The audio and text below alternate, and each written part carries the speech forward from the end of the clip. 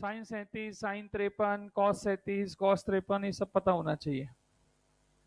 फिर हमने और क्या पढ़ा था, एक सबसे इंपॉर्टेंट हमने रिजल्ट पढ़ा था, वो था एस बराबर आर थीटा। ये रिजल्ट सबसे ज्यादा इंपॉर्टेंट था, जिसके अंदर थीटा किस में होना चाहिए, रेडियन। क्या ये बात याद है बेटा? उसके अलावा मैंने आपको और बढ़ाया था कि एएसटीसी का नियम, एएसटीसी का नियम हम लास्ट स्टार्ट कर रहे थे कि एएसटीसी का मतलब होता है एएसटीसी, मतलब ए का मतलब जो नाम वाले हैं वो उस क्वाड्रेंट में क्या होते हैं, पॉजिटिव।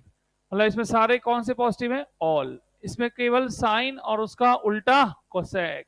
ऐसे यहां पर टेन और उसका उल्टा कॉट, और यहां पर कॉस और उसका उल्टा सेक। केवल ये पॉजिटिव है, बाकी सारे नेगेटिव है। यही कर रहे थे अपन। उसके बाद और क्या किया था अपन ने बताया कि 360 से छोटा होगा तो तोड़ने के लिए बाउंड्री के एंगलों का यूज करना है, और बाउंड्री के एंगल कौन सा था, 180 या 360। क्या वो कर सकते हैं अपन? उसके बाद मैंने बताया कि अगर ऐसा हो जाए कि 180 360 से भी बड़ा एंगल हो, 360 से अगर बड़ा एंगल होगा तो क्या होगा सर? तो उसके लिए मैंने बताया आपको कि दो रास्ते हैं, या तो रेडियन में हो या डिग्री में हो। तो रेडियन वाला सवाल मैंने बताया था आपको कि मान लीजिए अपन किसी कोण को घुमाएं, तो यहां पर कोण कितना आएगा, पाई। इसे आगे घुमाएं 2 पाई, इसको और घुमाओ 3 पाई, और घुमाओ 4 पाई, और घुमाओ 5 पाई। तो यहां पर एक पैटर्न समझ में आ रहा है। पैटर्न क्या समझ में आ रहा है कि जितने भी विषम मल्टीपल होंगे वो सारे कहां आएंगे, इधर, ऑड मल्टीपल। और जितने भी इवन वाले होंगे, सम वाले होंगे, वो सब आएंगे इधर। इसका मतलब अगर मुझे कभी निकालना पड़े 10 5 पाई माइनस पाई बाई 4 का मान क्या होगा, तो मैं सिंपल सोचूंगा कि पहले ये 5 पाई कहां है, 5 पाई कहां है, इधर। अब 5 पाई से ये प्लस हो रहा है या माइनस हो रहा है, माइनस। माइनस में कितना हो रहा है, 45। माइनस हो रहा है, इसका मतलब मैं कहां जाऊं, सेकेंड क्वाड्रेंट में। सेकेंड क्वाड्रेंट में 10 का मान A S T C, second में साइन पॉजिटिव है तो 10 नेगेटिव। और अब बाउंड्री को हटा दो, खाली क्या लिखेंगे, 10 पाई बाई 4। मुझे इस वाले चिन्ह से कोई लेना देना नहीं है। और ये कितना लिखा हुआ है, 10 45, और 10 45 का मान 1, तो आंसर माइनस। अब ये तो वो है कि जब रेडियन में हो, ऐसा भी हो सकता है कि डिग्री में हो। तो डिग्री में हो तो मेरा एक तरीका याद रखो, उससे क्या कंफ्यूजन खत्म हो जाता है कि डिग्री में अगर है कोई भी फंक्शन साइन कॉस टेन, मान लो मैं साइन की बात करूं, तो उसे आप इस रूप में लेके आओ, एन गुणा 360 डिग्री प्लस थीटा के रूप में लाओ, इसके रूप में उसको लिख लो, जहां पर एन क्या है, कोई भी 360 का मल्टीपल, कोई भी गुणक हो सकता है, गुणक है उसका, किसका, 360 का। उस रूप में लिखो, और फिर बाद में इस रूप में लिखने के बाद इसको, इस सब को हटा दो और क्या लिख दो, साइन थीटा। इसको नया सवाल बनाकर सॉल्व करो। नया सवाल ये हो गया। कैसे सर, थोड़ा समझा दे रहे हैं, देख बिल्कुल समझते हैं। मान लो एक क्वेश्चन मैं आपसे पूछूं, साइन 420 डिग्री की वैल्यू क्या होगी। तो पहले हमने देखा क्या ये 360 से बड़ा है, तो ये बिल्कुल ऊपर लिखा है वही करना है। इसको इस रूप में लाना है, इस रूप में। इस रूप में कैसे लिखे इसको, साइन, एन का मान कितना रख दू, 1, और इसमें कितना जोड़ू, 360 प्लस 60, तो आ गया ना इस रूप में। अबे यहां पे एन की वैल्यू कितनी है, 1। अरे बचपन में पढ़ा है, भाग्य बराबर भाजक गुणा भाग्यफल प्लस शेषफल, भाजक बराबर भाग्य गुणा भाग, नहीं सुना, चलो छोड़ो। साइन 420 सुनाए, क्या लिखोगे इसको, 360 प्लस 60। अब ये क्या इस रूप में आ गया। अब इस रूप के बाद मैंने क्या बोला, साइन थीटा, तो साइन थीटा कौन हुआ, साइन 60। इसको क्या लिखा मैंने, नया सवाल बनाकर सॉल्व कर। अब साइन 60 का मान तो पता ही है, √3/2। मतलब इस वाले को जब इस रूप में लिखोगे तो यहां पर कोई चिन्ह लगाने की आवश्यकता, इस को नया सवाल बना के इसमें क्या लगाना है, चिन्ह। जैसे एक और से समझ में आएगा, मान लो मैं बोलता कॉस 840 डिग्री है, ये है जैसे क्वेश्चन, तो क्या ये 360 से बड़ा है? कैसे करें? तो 360 एकम 360, उसका डबल 720, तो उसको उस रूप में लाओ। तो उस रूप में लाएंगे तो क्या बनेगा मुन्ना? कॉस 2 × 360 और प्लस में 120। ये हमेशा प्लस में ही लाना है अपन को। नहीं आया समझ में? कैसे आया? 36 का पहाड़ा देख लो भैया, 36 36 72, तो 720 हो गया। 840 लाने के लिए कितना और जोड़ दूं? 120। क्या ये उस रूप में आ गया है? उस रूप में आने के बाद मैंने क्या बोला? ये नया सवाल बनेगा, कितने? कॉस 120। और क्या कॉस 120 लगा निकालना हमें आता है? बस इसे निकाल के सॉल्व कर लेंगे। कितना करेंगे इसको? कैसे करेंगे? कॉस 180 माइनस 60, कौन सा क्वाड्रेंट है? क्वाड्रेंट मतलब चतुर्थांश। कौन सा है? सेकंड। सेकंड में कॉस का मान, बोलते रहोगे अच्छा रहेगा, कॉस का मान सेकंड में नेगेटिव, तो क्या लगा दो? माइनस, बाउंड्री हटाओ, क्या आएगा? कॉस 60, कॉस 60 का वैल्यू माइनस का हाफ, खत्म। कर पाएंगे क्या? तो इसको लिख ले, फिर एक सवाल मेरे लिए कर देना। यहां तक अपने पास लिखा हुआ था, यहां से लिखिए।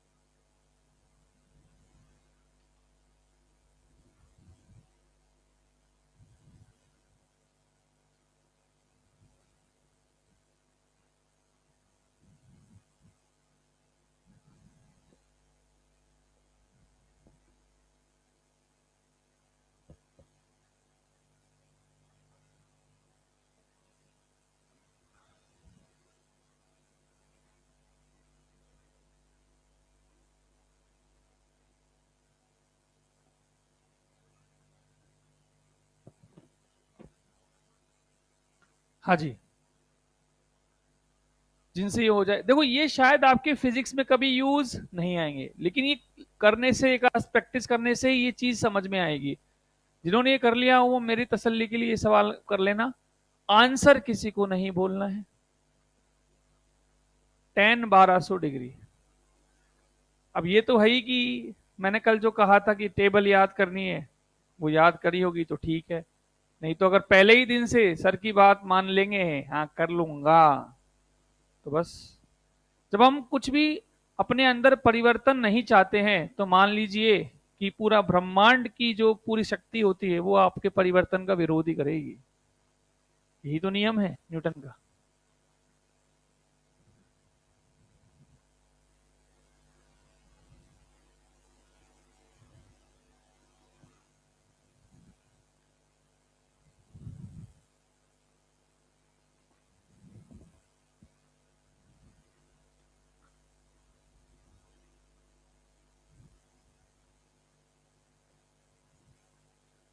कैसे तोड़े सब 1200 को? 36 का डबल 72, ट्रिपल 108, 108 मतलब 1080।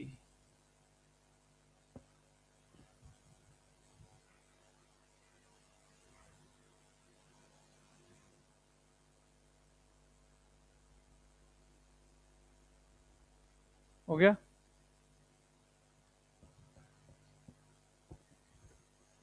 10, 3 × 360 प्लस 120, क्या ये उस रूप में आ गया है? तो इसका बटेगा, सवाल नया क्या बन गया? 10 120। क्या ये करना हमें आता है? क्या होगा बेटा? 10 180 माइनस 60, कौन सा चतुर्थांश है? सेकंड। सेकंड में 10 की वैल्यू नेगेटिव, तो ये हो जाएगा माइनस का, इस साइन से तो मुझे कोई लेना देना नहीं होता, -10 60। टेन 60 का मान √3 माइनस का √3 आंसर।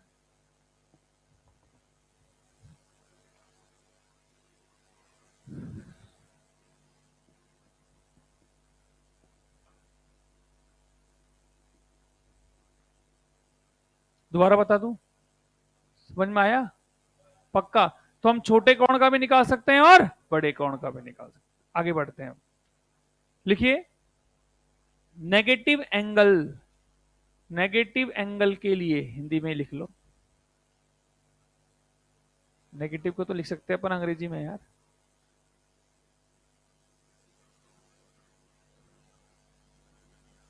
नेगेटिव एंगल के लिए मैंने कल आपको बताया था कि कोण जो नेगेटिव होता है उसका तात्पर्य है कि जो उसको घुमाव मिल रहा है वो कैसा मिल रहा है, क्लॉकवाइज।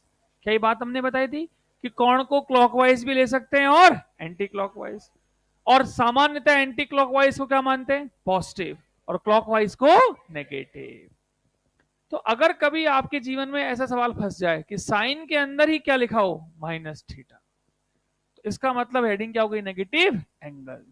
तो अब यहां दुख दे रहा है ये माइनस, तो इसका फॉर्मूला क्या होता है कि जो साइन ऑफ माइनस थीटा होता है वो होता है माइनस साइन थीटा।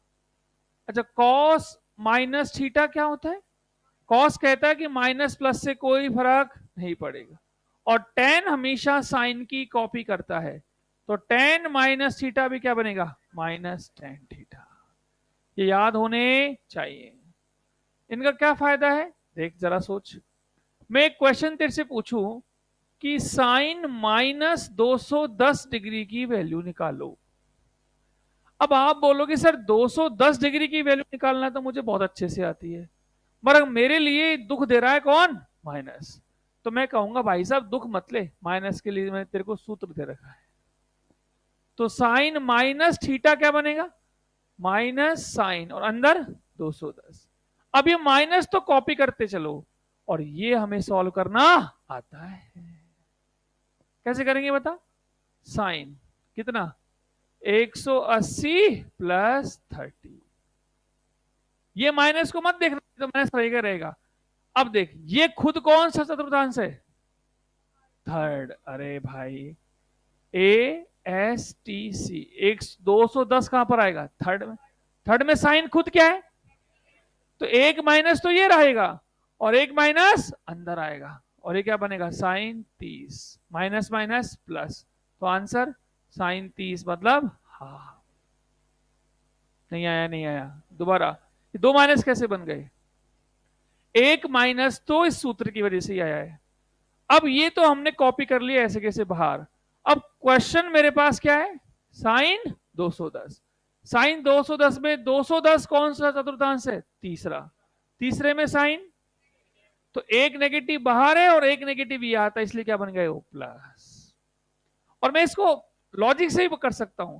लॉजिक क्या कहता है कि अगर लॉजिक प्रिय आंसर चाहते हो तो यार यहां से नेगेटिव का मतलब कैसे घुमाया है, क्लॉकवाइज। तो 100 उल्टा घुमा के देख, तो ये एंगल कितना बनता, 90। ये तो 210 कहां आके मरता, सेकंड में, और सेकंड में साइन की वैल्यू पॉजिटिव, इसलिए आंसर भी क्या है, पॉजिटिव। अरे नहीं आई बात समझ में? मगर ऐसे लॉजिकली करना, देखो लॉजिकली पढ़ना और आंसर लाना दोनों में फर्क है। आंसर आ जाए उसके बाद लॉजिक हो, बहुत अच्छी बात, लेकिन लॉजिक आता हो लेकिन उससे आंसर ही नहीं आए तो इस लॉजिक का कोई फायदा नहीं है। तो आंसर तो जैसे मैंने कहा वैसे लाओ, और कोई लॉजिक से चाहे कि ये क्यों होता है तो उसको मैंने बता दिया कि उल्टा करके देखेगा तो भी आंसर सेम आएगा। एक और ले लीजिए, हाँ लिख ले, 10 माइनस 150,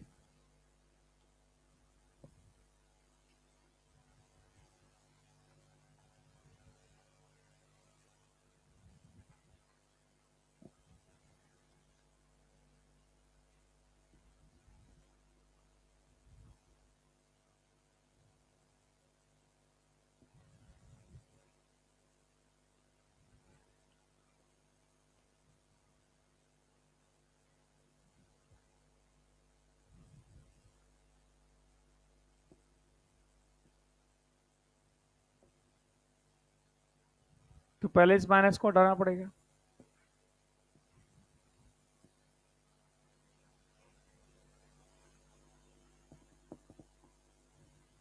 पॉजिटिव आएगा।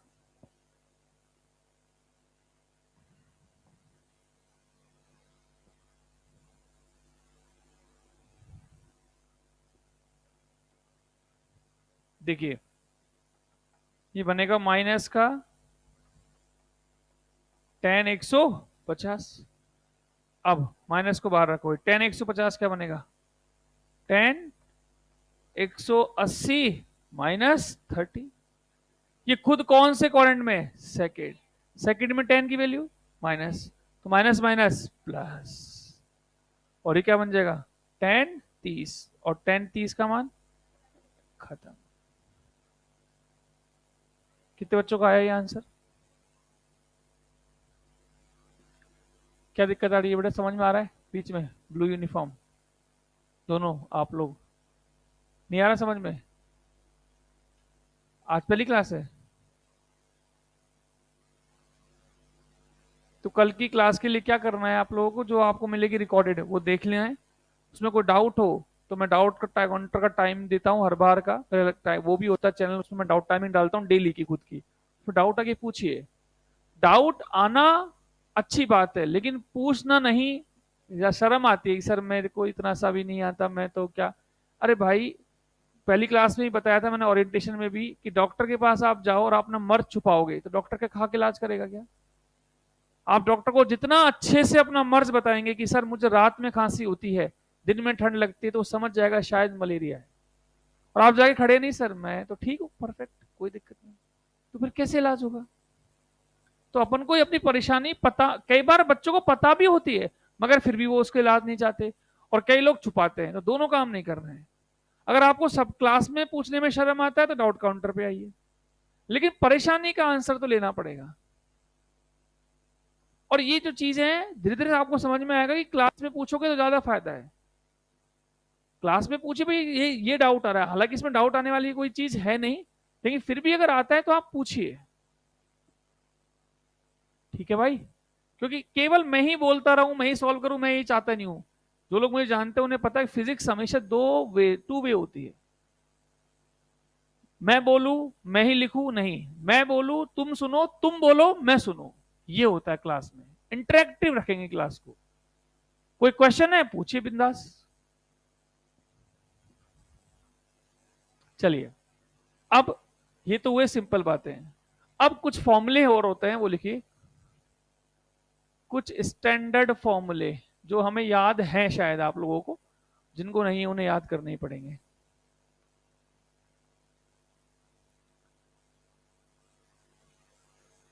फॉर्मूले कैसे? जैसे मैं आपसे बोलूं कि कभी मैं आपसे पूछूं कि साइन 45 प्लस 30 इसकी वैल्यू निकालो, तो ऐसा तो नहीं कर सकते ना कि साइन को अंदर ले जाएं। साइन 45 प्लस साइन 30, ये गलत है। ये क्या है, पाप। साइन कोई एक्स थोड़ी है जो अंदर चला जाएगा। साइन तो एक फंक्शन, एक फलन है, और फलन कभी भी अंदर गुणा नहीं होता, क्योंकि खाली साइन का कोई महत्व ही नहीं है। साइन अकेला अधूरा है, साइन के साथ हमेशा क्या होना चाहिए, थीटा।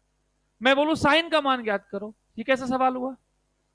साइन 60 का मान, साइन 30 का मान, साइन 45 का मान, मतलब ये साइन कॉस टेन के साथ क्या जुड़ा हुआ रहता है, कोण। तो यहां पर ये साइन के साथ ये कोष्टक बता रहा है कि ये पूरा ही क्या है, एक कोण। तो कभी भी साइन अंदर गुणा नहीं हो सकता। इसका मतलब कभी अगर ऐसे दो कोण अंदर लिखे हुए होंगे तो मुझे सूत्र बनाना पड़ेगा, और उसे बोलते हैं एडिशन फॉर्मूला। क्या बोलते हैं, एडिशन। अब मैं सीधा एडिशन फॉर्मूला भी लिख सकता हूं, लेकिन उससे भी कोई फायदा नहीं होगा। गलत आप यही कर देते हैं जो लोग पहली बार पढ़ रहे हैं। तो गलती है कि क्यों योगफल का नया सूत्र बनाना पड़ रहा है, वो इसलिए ही तो बनाना पड़ रहा है ना, क्योंकि साइन अंदर गुणा नहीं हो सकता। तो कभी अगर दो कोण अंदर फंसेंगे तो उसके लिए फॉर्मूला है, उसको बोलते हैं साइन। मान लो एक कोण को क्या मान लिया, ए, और एक को बी, साइन ए प्लस बी का सूत्र क्या होता है, साइन ए कॉस बी। फिर यहां प्लस है तो यहां पर प्लस, और उल्टा कर दीजिए अब, कॉस के साथ ए और साइन के साथ बी। ऐसे साइन ए माइनस बी भी हो सकता है,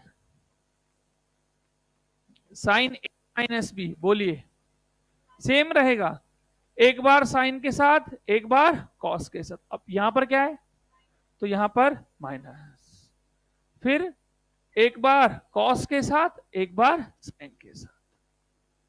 ऐसे कॉस में ही बन सकते हैं।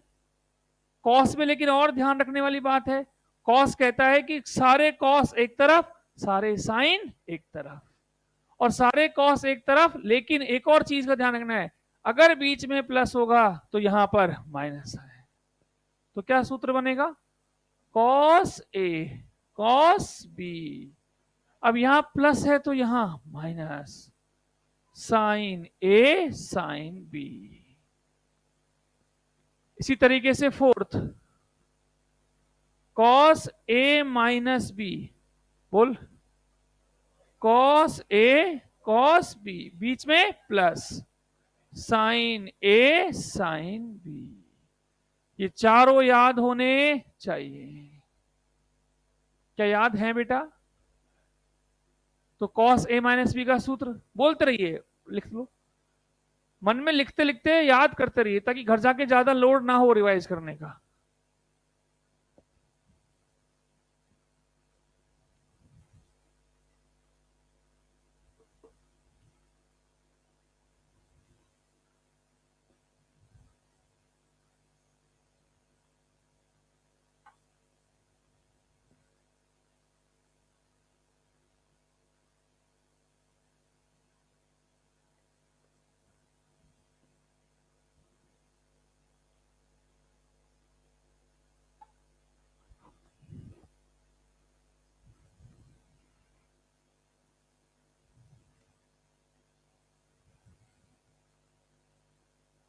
Sign A cos B plus cos A sine B sign A plus B का, कॉस ए माइनस बी का cos A cos B plus sine A sine B. चलिए अब इनको यूज कैसे करना है,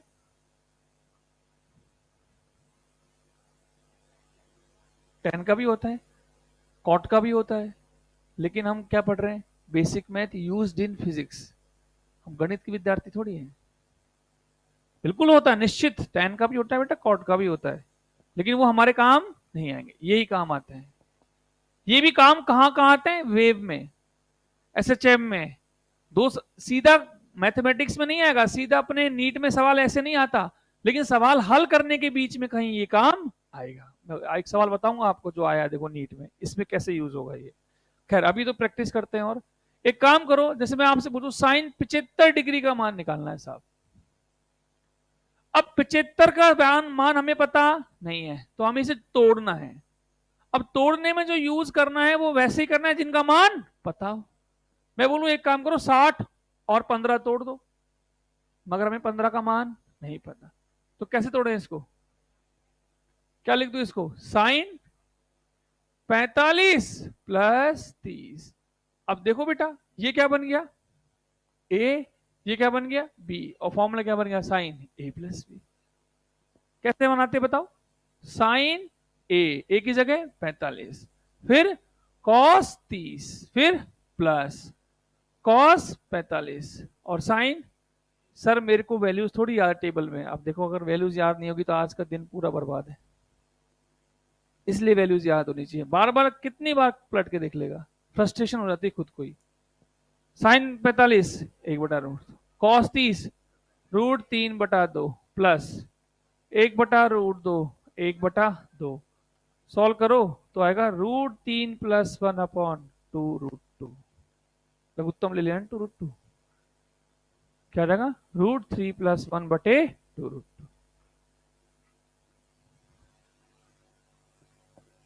चले भाइयों, जिन्होंने ये कर लिया हो तो वो मेरे लिए ये वाला सॉल्व कर देना फिर।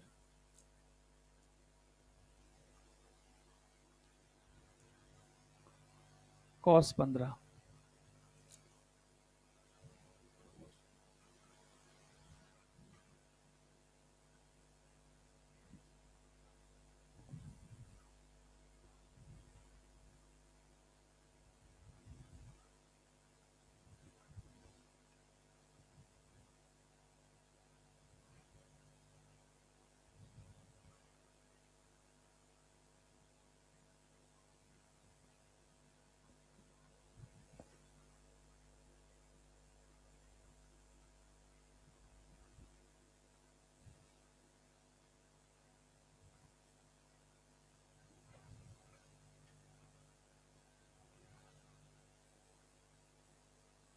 हो गया भाइयों?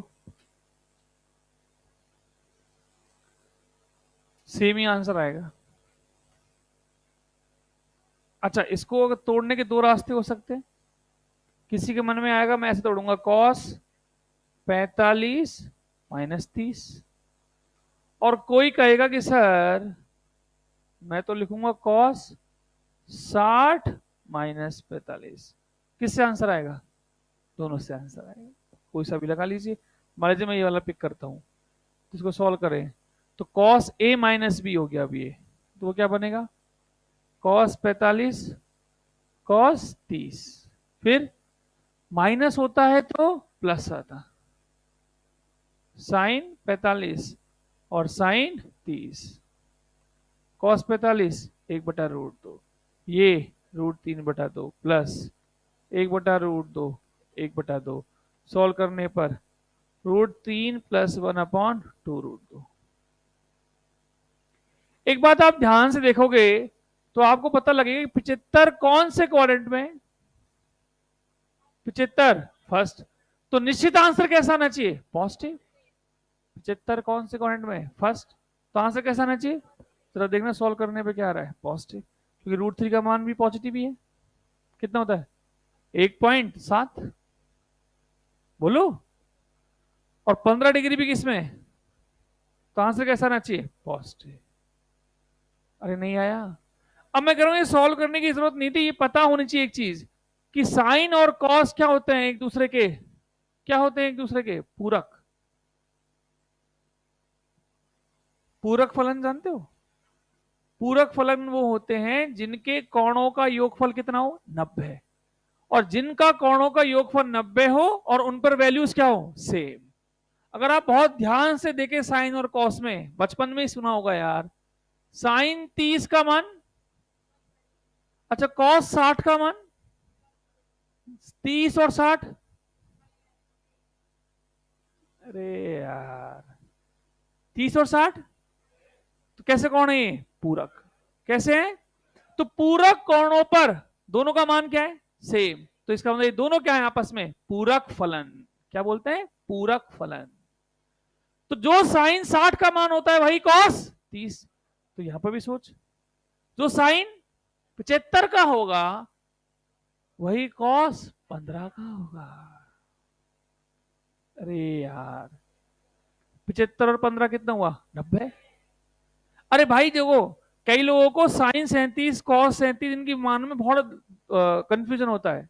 जैसे मैं जब खुद पढ़ने आया था कोचिंग, मुझे याद है मेरे साथ भी सेम दिक्कत थी, मुझे साइन 37 कॉस 37 से बड़ा कंफ्यूजन होता रहा। पर मैंने अपना जुगाड़ बना रखा था। कैसे? मैंने एक चीज रट ली थी, क्या? साइन 37 का मान, 37 में ऊपर क्या आ रहा है? 3, और नीचे तो हमेशा क्या आएगा? 5। अब कोई मुझसे साइन 53 पूछेगा तो यार एक याद है तो दूसरा तो अपने आप ही याद हो गया, वो कितना होगा? 4/5। अब कोई अगर मुझसे कॉस पूछता है तो मेरे कानों तक तो साइन ही पहुंचता है, मैं उसे अपने मन में क्या बना लेता हूं? पूरक। जैसे कोई मुझसे पूछ रहा है कॉस 53, तो मेरे कानों तक वो जा रहा है साइन 37। और साइन 37 का मान तो मुझे हमेशा याद है 3/5। नहीं आई बात समझ में? जैसे मैं तेरे से फटाक से पूछूं, अभी तो शायद ये मुश्किल लगे, cos 37। अब तू सोचेगा एग्जाम में ये कंफ्यूजन में गलत हो जाता है, मैं इसको cos सोचता ही नहीं हूं, मेरे लिए क्या है? साइन 53। और साइन का तो मुझे याद रहता है 4/5। क्या मेरी बात समझ में आ रही है? तो साइन और कॉस एक दूसरे के क्या है? पूरक। क्या है? पूरक। क्योंकि पूरक कोणों पर दोनों का मान क्या आता है? सेम आता है। चलिए, लिख लिया क्या?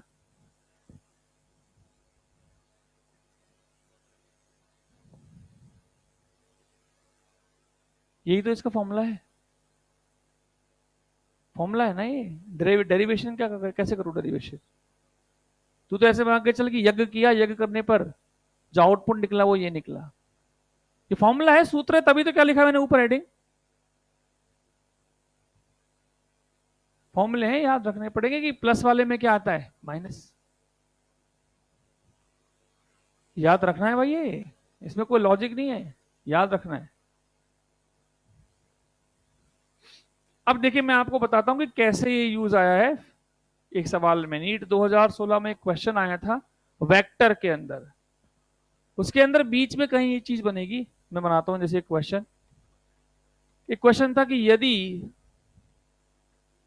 कॉस ओमेगा टी, ये डब्लू नहीं है ओमेगा है, omega T by two plus sine omega T, sine omega T by two क्या हो, जीरो, तो टी का मान क्या होगा। पहला ऑप्शन है जीरो, दूसरा ऑप्शन था एक, तीसरा है पाई बटे ओमेगा, और चौथा है पाई बटे टू ओमेगा। ये ऑप्शन है। अब ये सवाल के कहीं बीच में बना है। अब इसको कैसे सोचे, तो हिल गए हैं तो भाई साहब क्या है। तो यहां पर सोचना था कि लॉजिक सोचिए, बड़ी सी टर्म है ये, कॉस दो बार है और साइन दो बार है।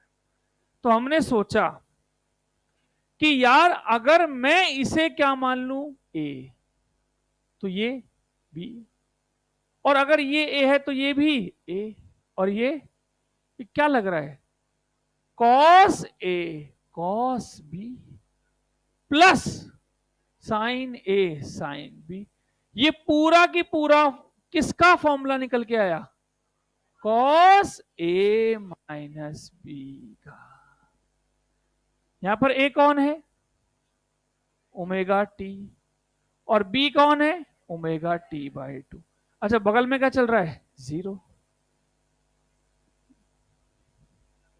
अरे आ रहा है, इसको अंदर देखो। अब ये क्या है, ओमेगा टी, ये तो एक में से गया आधा, तो क्या बचेगा, आधा। तो अंदर क्या बचा, cos omega T by two बराबर। अब जीरो में हमें वो वैल्यू ढूंढनी है जब कॉस में क्या बने, जीरो। अरे तभी तो कॉस से कॉस हटाएंगे। अरे यार कॉस थीटा बराबर √3/2।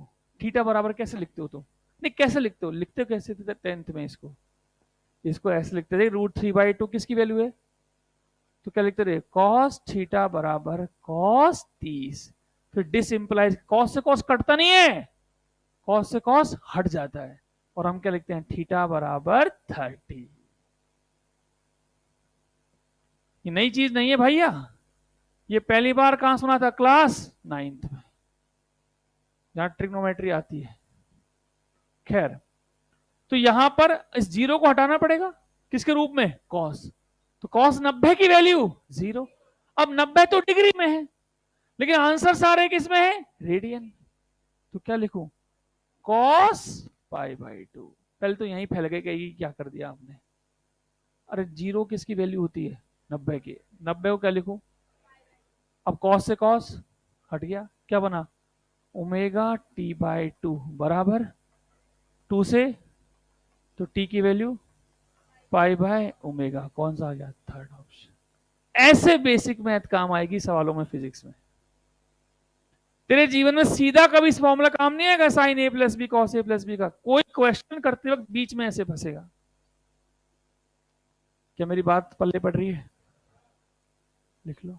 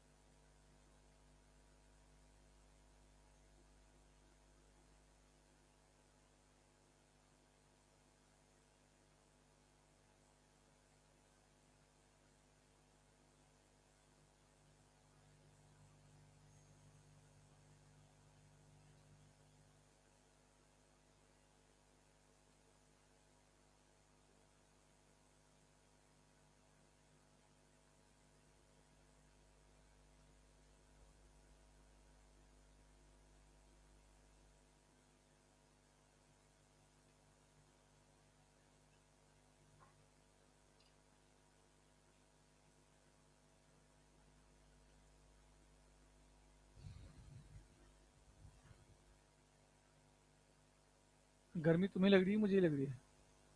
नहीं लग रही तुम्हें गर्मी? पंखा ऑन कर देना बेटा सारे ये वाले,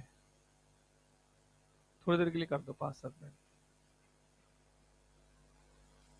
सारे चला दे। हाँ,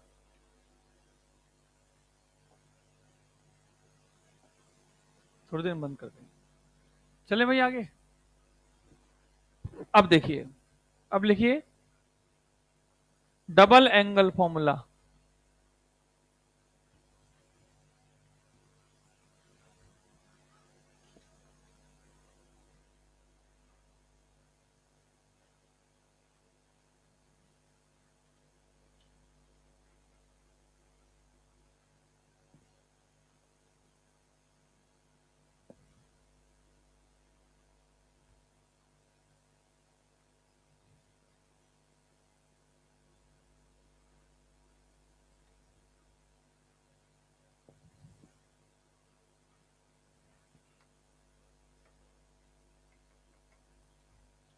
अच्छा, क्वेश्चन ही हेडिंग है double angle formula.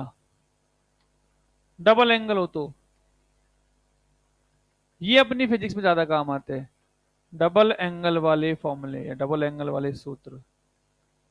Double angle का मतलब क्या हुआ कि हमारे फिजिक्स में ऐसा बहुत होता है कि ए और बी दोनों का ही मान क्या होता है, सेम।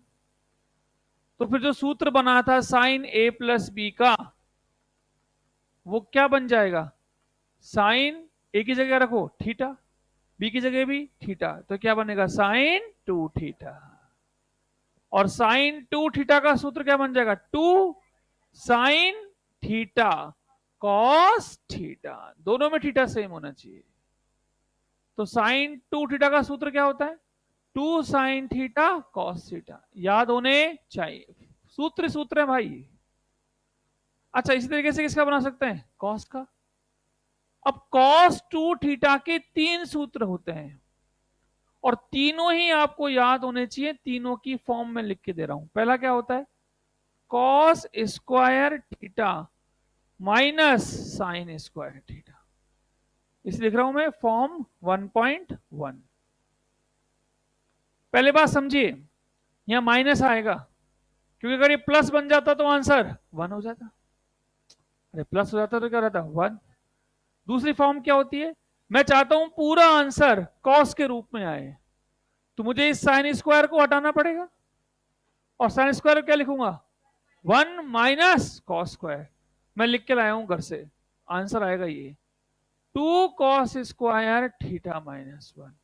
ये इसकी कौन सी फॉर्म हो गई, 1.2। अब मैं चाहता हूं पूरा आंसर साइन में आ जाए, तो ये क्या बन जाता है, 1 - 2 साइन स्क्वायर थीटा। ये सबसे ज्यादा काम आता है फिजिक्स में। फिजिक्स के लिए ज्यादा इंपॉर्टेंट ये दोनों सूत्र हैं और एज इट इज याद होने चाहिए। मैं बोलूं 1.2 लगा दो तो तुम्हें पता होना चाहिए, और याद रखने का तरीका भी यही है, 1.2 में आगे क्या आएगा, 2। सर ये सब याद ही रखने हैं क्या, बिल्कुल भैया, ट्रिग्नोमेट्री तो याद करने की है। Sine 2 theta 2 sine theta cos theta है, याद करते रहो लिखते हुए भी। cos 2 theta cos square theta minus sine square theta. Tan का भी होता है लेकिन वही बात ना, काम आएगा नहीं।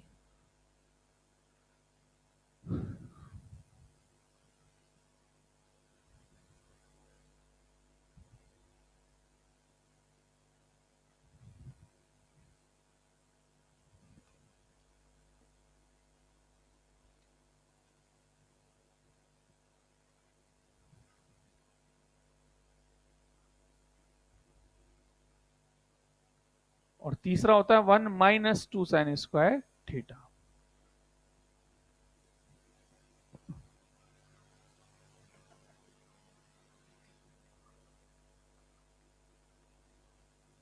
दोनों सवाल करिए, कोशिश करो, फिर मैं बताऊंगा ही, आंसर मत बोलना।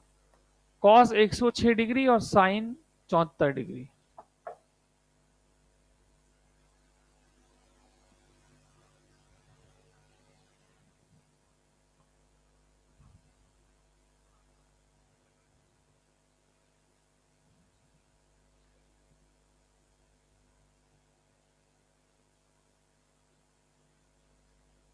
74 क्या बनेगा? 37 इंटू 2। अरे क्या बनेगा? 37 प्लस 37, तो इसमें क्या लग जाएगा? Sine 2 theta. और 106 क्या बनेगा? 53 का डबल, तो क्या बनेगा? Cos 2 theta. थीटा कितना मानोगे इसमें? 53, और इसमें 37।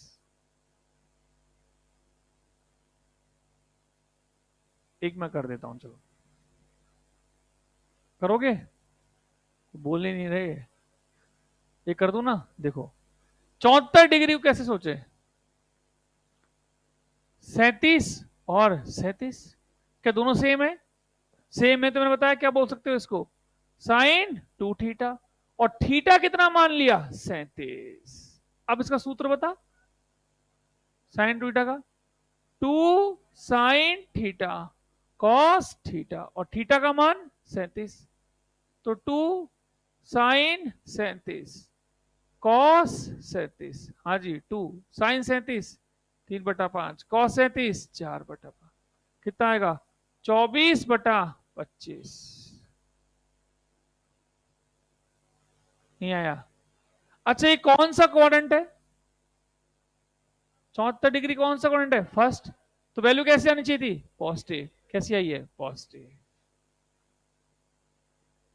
दोबारा बता दू? दोबारा बता, क्या लगाऊं दोबारा, क्या बताऊं? 74 कैसे तोड़ा? 37 प्लस 37, और सूत्र ये लिखा। सूत्र तो याद करना ही पड़ेगा भाई, उसका मेरे पास कोई विकल्प नहीं है। प्रैक्टिस है। 106 में तो कोई सा भी लगा दो तीनों में से। कॉस के तो 3 रूप है। हो गया? कर रहा है?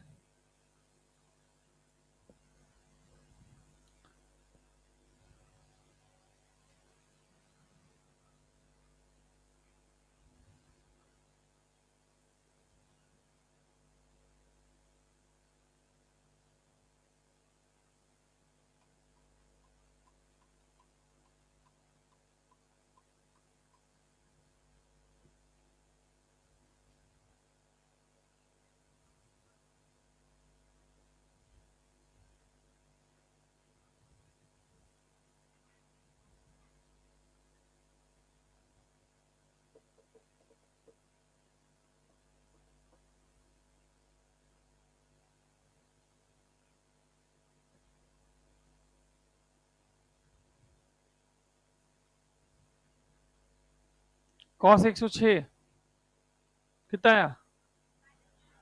क्या नियम से लॉजिकली माइनस ही आना चाहिए था? अरे ये कौन सा क्वाड्रेंट है? सेकंड में कॉस का मान, तो आंसर भी क्या आना चाहिए? माइनस ही आना। कैसे लिखोगे? क्या सूत्र लगाया? ये क्या बन गया? कॉस 2 थीटा, और थीटा का मान इसमें 53। कोई सा भी लगा दो। कौन सा लगा दो? पहला लगा दो। अरे कोई सा भी लगा लो, इसमें भी क्या बहस करे क्या? पहला लगा रहा हूं मैं तो cos square 53 minus sine square 53। Value कैसे रखूं? कॉस 53 का मान मन में, साइन 37, साइन 37 3/5 का होल स्क्वायर, माइनस साइन 53 का होल स्क्वायर, तो ये बना 9/25, ये 16/25, घटाऊंगा तो आएगा माइनस का 7/25 आंसर।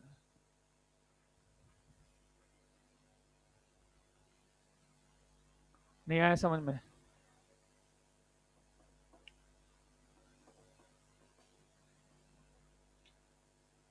अब ये फिजिक्स में काम नहीं आएंगे, लेकिन जो पहला पेपर होगा अपने यहाँ पे माइनर टेस्ट, उसमें बेसिक मैथ वेक्टर दोनों आएगा, तो उसमें तो सवाल मैं ऐसे ही बनाऊंगा। उसमें मैं सवाल ऐसे ही बनाऊंगा, साइन 97 डिग्री की मान निकालो। अब तेरे को ये सोचना है कि मास्टर ने जो पढ़ाया उसी से होगा ये। बताओ साइन 97 कैसे निकालोगे? 97 मतलब 90 और 7। कैसे तोड़ना है? अब तोड़ने गए तो जुगाड़ लगाना है, और तोड़ना भी उनमें ही जिन्हें तुझे याद हो। 60 + 37, क्या 60 याद है? क्या 37 याद है? तो साइन A + B लग जाएगा। नहीं आया भाई साहब? पक्का? ऐसे करना पड़ेगा और कोई ऑप्शन नहीं है। बोल। कॉस 23 बनेंगे वही जो टूट मूट सकते हैं। कॉस 23 60 माइनस 37, 60 माइनस 37 या 53 माइनस 30, दोनों से आंसर सेम है। अब टेस्ट में ऐसे ही दूंगा। सर ये तो कराया ही नहीं आपने कॉपी में। कॉपी में जो कराऊं वही टेस्ट में दे दूं, नंबर आ जाएंगे, क्या होगा उससे? सीखा क्या? एप्लीकेशन पार्ट सीखना है बेटा। एप्लीकेशन पार्ट का मतलब होता है कि सूत्र लिखा है सर ने, सूत्र लिखाने से मैंने क्या सीखा। इसी क्वेश्चन को मैं कर दूं, मैं कॉपी में लिखा दूं और ये फील करा दूं कि तेरे को समझ में आ गया, वो मूर्खता है। मैं आपको इसको 3 बार बोल दूंगा तो पता है क्या होगा, तुझे यही सवाल 3 बार से मैं अच्छे से यही रट गया, रट गया, वो आया तो अभी भी नहीं। हमको सीखना है कि इससे सीखा क्या, तोड़ना कैसे है। थोड़ा दिमाग लगा के सवाल करने हैं। सवाल करेंगे, मैं होमवर्क दूंगा, वो करते रहोगे, अपने आप पेन चले। गलत तो होंगे, पर गलत होंगे तो ही तो पता लगेगा ना गलत कहां होते हैं। अगर हम केवल हमेशा बैठ के देखते रहें, कभी गलत नहीं पता लगा सकते। ऑनलाइन में यही प्रॉब्लम होता है बेटा। बच्चा लेक्चर सुनता है, करता नहीं है। और फिजिक्स या मैथ करने से आती है, सुनने से नहीं आती। हाँ जी। अब देखिए,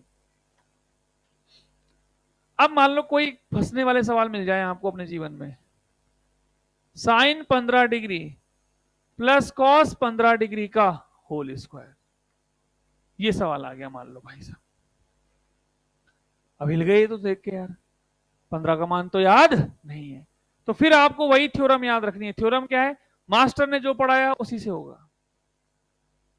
तो नहीं, अब इसको एक एक को अगर तू सॉल्व करके स्क्वायर करेगा तो 2-4 पन्ने में भी सॉल्व नहीं होगा, कोई तिकड़म होगी इसमें। तिकड़म क्या है? पहले स्क्वायर को खोल दो। ये पूरा क्या है? एक टर्म और ये एक टर्म, स्क्वायर खोलेंगे तो क्या बनेगा? बोलते रहना भैया, sine square 15, cos square 15 plus 2 sine 15 cos 15। Yes और नो? अब अगर बहुत दिल से देखेगा तो ये चाहे कुछ भी लिखा हो, पर दोनों में क्या है? सेम। कचरा है हमारे लिए तो ये। तो sign square theta plus cos square theta, ओहो मजा हो गया, 1 हो गया। और यहां पर देखो, ये क्या है? मान लो ये थीटा है, उड़ी बाबा ये भी थीटा, क्या बना फॉर्मूला? 2 sin θ cos θ। अरे क्या बना ये? 2 क्या होता है? sin 2θ। तो 2 × θ कितना है? 15। तो ये कितना है? sin 30। इतनी बड़ी बात, इतना सा था। क्या आएगा? अरे क्या आएगा? 1 + 1/2 बोले तो 3/2। ऐसे कुछ मजा आया? समझ में आया? जिन्हों से ये समझ में आ चुका है वो अगला कर देना मेरे लिए, तसल्ली के लिए। पहले लिख लेना भैया।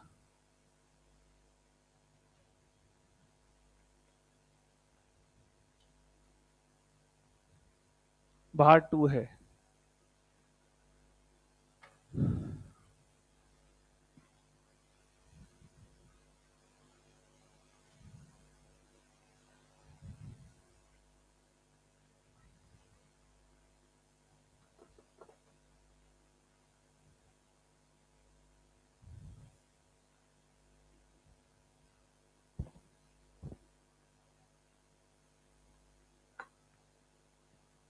हो गया?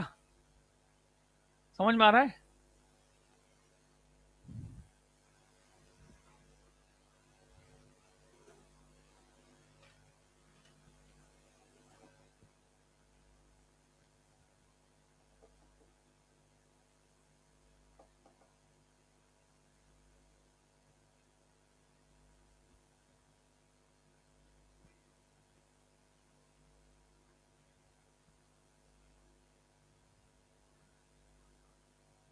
देखिए, किसी का आया आंसर?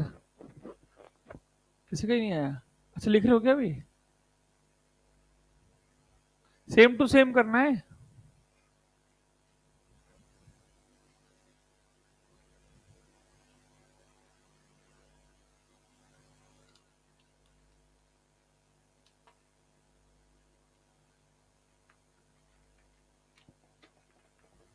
क्या आया? 1 आएगा।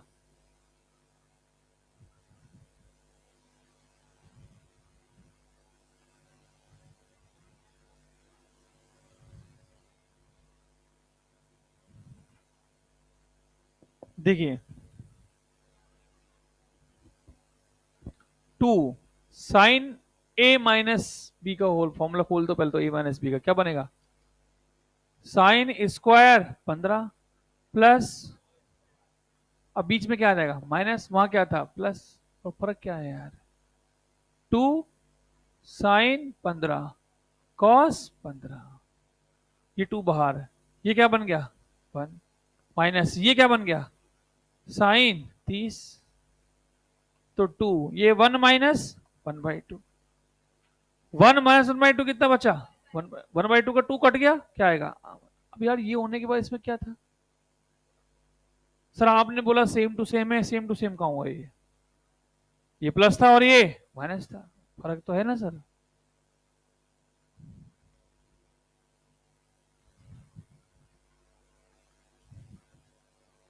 दोबारा बता दूं?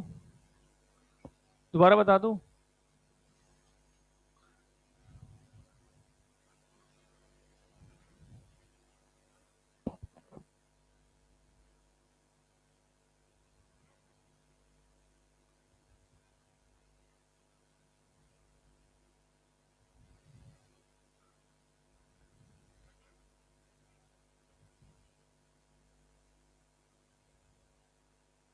हाँ जी हो गया। लिखिए एडिंग, लघु कोणों के लिए सन्निकट मान।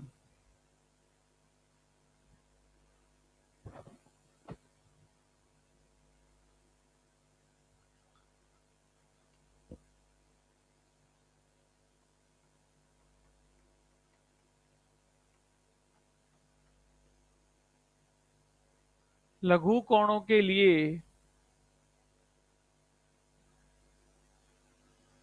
सन्निकट मान, इसको इंग्लिश में बोलेंगे स्मॉल एंगल अप्रोक्सीमेशन।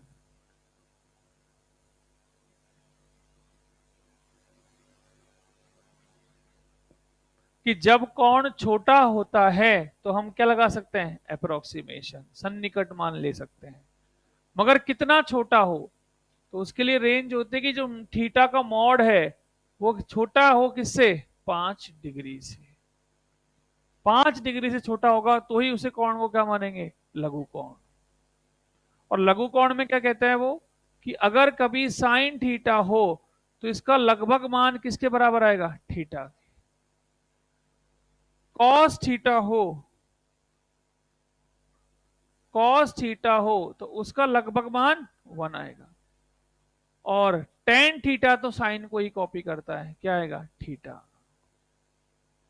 लेकिन इसमें जो ये थीटा होने चाहिए आंसर में, ये हमेशा किस में होने चाहिए? रेडियन में।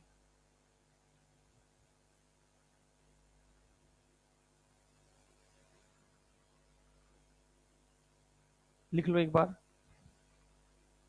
क्या है फिर समझाता हूं।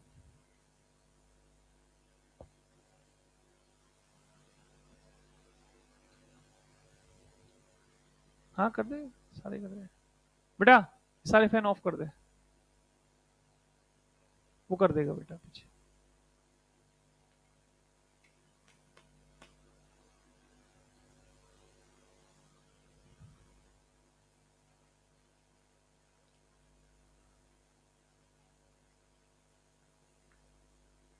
पढ़ना पड़ेगा फिजिक्स को भाई, कि मैथ को। सर मेरे को तो मैथ बिल्कुल ही नहीं है। एक बच्चा आया है, सर मेरे को तो मैथ आती ही नहीं है, मैं तो 8वीं के बाद मैथ ही नहीं पढ़ा हूँ। मैंने कहा भाई 9th 10th 11th 12th कैसे किया? तो सर कोविड से पास हो गया था, सही बताऊं तो, और सर 12th में तो मैं टीप के पास हुआ हूँ। तो अब यार बताओ, अब आपके इतने बेहद अच्छे गुण हैं, तो आप कैसे उम्मीद कर रहे हो कि मैं कोई जादू की पुड़िया थोड़ी लेके बैठा हूँ कि भैया ओम फट स्वाहा और पूरी फिजिक्स का मैथ है? नहीं कर सकता भाई मैं। इसका मतलब ये है कि आपको 4 गुना मेहनत करनी पड़ेगी, 4 साल की पिछवाड़े, जो 4 साल की आपने पीछे जो भी क्रियाक्रम करे हैं वो सब आपको भुगतने पड़ेंगे। कोई भी, मेरे पास कोई जादू की पुड़िया नहीं है, मैं आपको बता दूं। किसी के पास होगी, मुझे भी नहीं पता, क्या पता किसी के पास हो। कोई आपसे कह भी दे नहीं से मैं करा दूंगा, अपन तो नहीं करा सकते। प्रयास कर सकते हैं, और प्रयास भी वो मैंने बताया 40% ही मेरा होता है, 60% तो आपका ही है, ये सत्य बोल रहा हूं। तो पुराना अगर आपको नहीं आता कोई दिक्कत नहीं, लेकिन जो आ रहा है उसे कोशिश करो, मेहनत करने की कोशिश करो, या फिर अपना सपना सोचो। नीट करने आए हो तो ये तो पता लग गया 11वीं 12वीं करने के बाद कि नीट में फिजिक्स तो आएगी आएगी। If necessity is a mother of, एक बोलता है necessity is a mother of invention, then physics is the sister of selection. बिना फिजिक्स के सिलेक्शन नहीं हो सकता। नीट में जितने भी लोग निकले हैं, फिजिक्स चाहे कमजोर हो, लेकिन बिना फिजिक्स सीखे तो कोई भी सिलेक्ट नहीं हुआ है आज तक। तो सीखनी तो पड़ेगी, और फिजिक्स के लिए ये साथ साथ चलती है। गणित थोड़ी तो बेसिक गणित है, इतनी तो आनी चाहिए, नहीं आएगी तो सीखनी पड़ेगी भाई। अब यूं सीखना कि सर मैं तो बहुत वीक हूं, ठीक है, वीक आप हैं, लेकिन वो आप हमेशा थोड़ी रहेंगे, प्रयास करिए। अगर आपका सपना बनना है तो, इसलिए ऐसा नहीं है, कोशिश करेंगे। तो ये क्या इसमें होना चाहिए, रेडियन में। रेडियन का मतलब ये है कि जैसे आपसे मैं एक क्वेश्चन पूछूं सिंपल, कि साइन 2 डिग्री का मान निकालो, तो पहले हम क्या करेंगे, जो कौन होगा उसे इससे कंपेयर करेंगे। कंपेयर हमेशा किस में होगा, डिग्री में। 2 डिग्री 5 से क्या है, छोटा। तो क्या मैं अप्रोक्सीमेशन लगा सकता हूं, अरे हाँ ना बोल, लगा सकता हूं ना। अब लगाऊं कैसे, इसको लिखा है कि साइन थीटा क्या बन जाता है, थीटा। तो मैं इसको 2 लिख दूं, लेकिन 2 गलत है। 2 किस में होना चाहिए, रेडियन। तो 2 गुणा पाई/180, आंसर पाई/90। ये कहना चाह रहा हूं। तो सर फिर तो इसके अंदर भी लगाओ, कॉस 3 डिग्री। कॉस तो कह रहा है कि कोई झमेला ही नहीं है, वैल्यू ही कितनी है, 1। क्या ये 5 से छोटा है, इसका सीधा ही आंसर है 1। अब ये एक रेडियन रेडियन नहीं है, ये एक तो मान है, इसको चेंज करने की जरूरत, चेंज केवल किस में करना है, साइन में और टेन में। अब ये मॉड क्यों लगाया है आपने सर, कंफ्यूज करने के लिए, क्या नया सा भयानक सी चीज लगा दी भाई, वो इसलिए लगा रही है कि तेरे दिल में ये भी तो आ सकता है कि -30 डिग्री, तो यार -30 डिग्री तो 5 डिग्री से क्या लग रहा है, छोटा। तो यहां भी क्या लगना चाहिए, अप्रोक्सीमेशन। तो मैंने इसलिए उस कंफ्यूजन को हटाने के लिए लिखा है कि चेक किससे करना है, मॉड से। इसका मॉड मतलब परिमाण, इसका परिमाण कितना है, 30, और वो कितना है, तो स्मॉल एंगल लग जाएगा क्या, तो इसमें स्मॉल एंगल, इसका तो सीधा मान लिखना पड़ेगा। ये बात समझ में आई। तो जो अंदर लिखा हुआ होना चाहिए उसका कंपेयर किससे होना चाहिए, मॉड से। कर पाओगे। अच्छा ऐसा हो, टेन 4 डिग्री, अब बताओ क्या लिखोगे, 4 आंसर आएगा कि 4 × पाई/180, तो ये आएगा पाई/45, लिख लीजिए।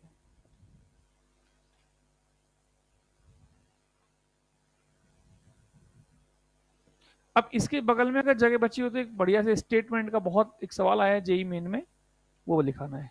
नहीं है तो कोई दिक्कत नहीं है, मैं बताऊं सवाल क्या है।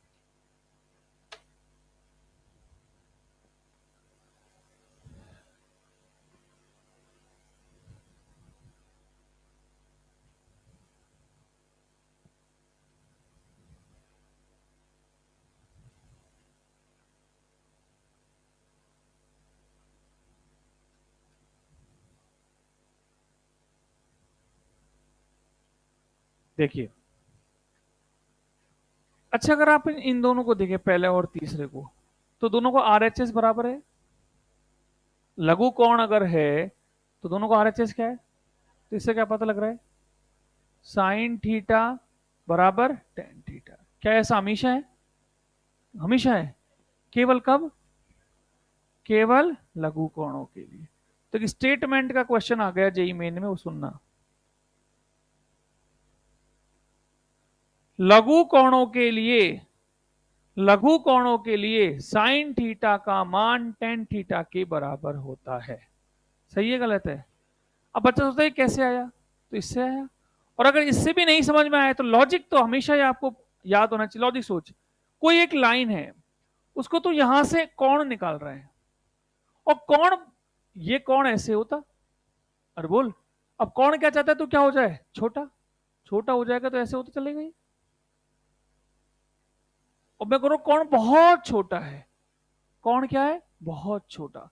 तो अगर बहुत छोटा मतलब मैं मानू ये वाली लाइन, तो तू अप्रोक्सीमेटली क्या कह सकता है कि अगर कौन बहुत छोटा होगा, अगर कौन बहुत छोटा होगा तो ट्राइंगल जो बनेगा उसके अंदर ये जो कर्ण होगा ये लगभग लगभग आधार के बराबर ही होगा। अरे मैं बोलूँ ये कौन बहुत छोटा है, इसका मतलब क्या हुआ, ये ऊंचाई कितनी मान ली h, तो मैंने बोला ये वाली वैल्यू कितनी मान ली x, तो यार ये भी लगभग x ही। क्यों क्यों, क्योंकि ये कोण बहुत छोटा है। अच्छा इस ट्रायंगल के अंदर लिखना साइन थीटा क्या लिखते हैं, साइन थीटा क्या होता है लंब बटे कर्ण, क्या आता h बाई एक्स। अच्छा tan theta h upon x, तो साइन थीटा बराबर टेन थीटा। अरे यार तो लॉजिक से भी तो आएगा कि नहीं आएगा, आएगा। और अगर सन्निकट मान से पढ़े तो थ्योरी से भी आ जाएगा। बोलिए, तो लघु कोणों के लिए साइन थीटा किसके बराबर हो जाता है, और दोनों किसके बराबर हो जाते हैं थीटा के। ये पूरा स्टेटमेंट था जो अपने एक्सरसाइज 2 में मैंने डाल रखा है क्वेश्चन नंबर 3 में, वो जेई मेन का क्वेश्चन है, लिख लो।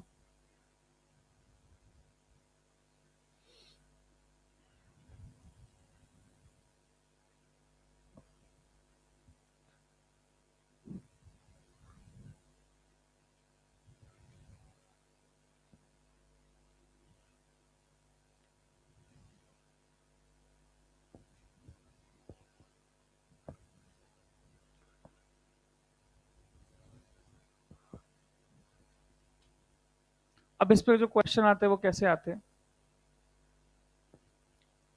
कि मान लीजिए एक पेड़ है और ये पेड़ यहां से कोई भी ऑब्जेक्ट है लेकिन बहुत दूर है, तो अगर बहुत दूर होगा तो वो आदमी कैसे लगेगा एक पॉइंट। अरे यहां से सितारा कैसे लग रहा है, तारे कैसे लग रहे हैं पॉइंट। तो मैंने मान लिया कि ये जो दूरी है ये दूरी है लेट सपोज कितनी 1000 किलोमीटर, और यहां पर जो आंख है ऑब्जेक्ट की, वो आंख इस पेड़ के साथ जो कोण बना रही है, भाई यहां से यहां तक का जो कोण बना रही है वो कोण दे रखा है लेट सपोज कितना बता 1.8 डिग्री। तो बताओ इस पेड़ की ऊंचाई क्या है। तो क्या मैं ऐसा बोलता हूँ कि पेड़ की ऊंचाई मतलब ये एच ही हो गया, अरे यार पेड़ की ऊंचाई कितना हो गया एच, तो क्या लगाता सूत्र बताओ टेन थीटा, तो टेन 1.8 डिग्री बराबर एच बटा आधार कितना 1000। लेकिन इसका तो मान ही नहीं पता। तो फिर मैंने कान खोल के देखा, सॉरी आंख खोल के देखा, 1.8 डिग्री क्या है 5 से छोटा, और 5 से छोटा होता है तो टेन थीटा क्या बन जाता है थीटा। तो इसे डायरेक्टली मैं क्या लिख सकता हूं 1.8 नहीं 1.8 गुणा पाई बाय 180, और साथ में क्या आएगा यहाँ पे h बटा 1000। ये डेसिमल हटाओ एक जीरो नीचे लगाओ, दो बिंदी से दो बिंदी साफ, 18 से 18 साफ, h की वैल्यू 10 पाई किलोमीटर आंसर। पाई का मान कितना मान लो 3.1, तो लगभग कितना आ गया 3.1 इंटू 10 31 किलोमीटर के आसपास। अरे मुझे लगता नहीं तो मैं आया पक्का, कुछ ज्यादा बड़ा पेड़ नहीं हो गया, उसको मीटर कर लो ताकि थोड़ी सी दिमाग में बात बचे। हालांकि देखो फिजिक्स मैथ्स में तो कुछ भी हो सकता है, मैथ्स में पुराना स्कूटर 500 रुपए में बिक सकता है। पढ़ते थे ना 10वीं क्लास में, एक पुराना स्कूटर 500 रुपए में खरीदा, मिलता है क्या 500 रुपए में स्कूटर।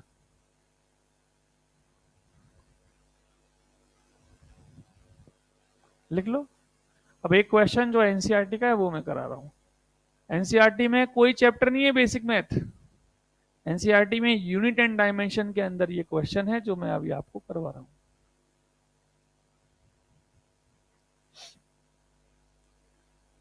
अरे बात समझ में आ रही है क्या, इसी के साथ क्या खत्म हो जाएगी ट्रिग्नोमेट्री। जो अपने फिजिक्स में काम आएगी, वो ट्रिग्नोमेट्री समाप्त।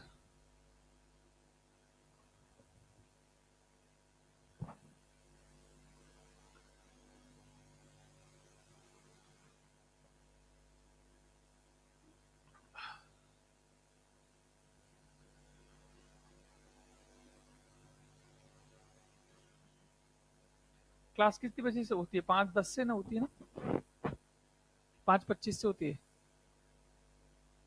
अभी एक आपके दिमाग में डाउट ये भी आ रहा होगा कि सर 3 क्लास क्यों चल रही हैं?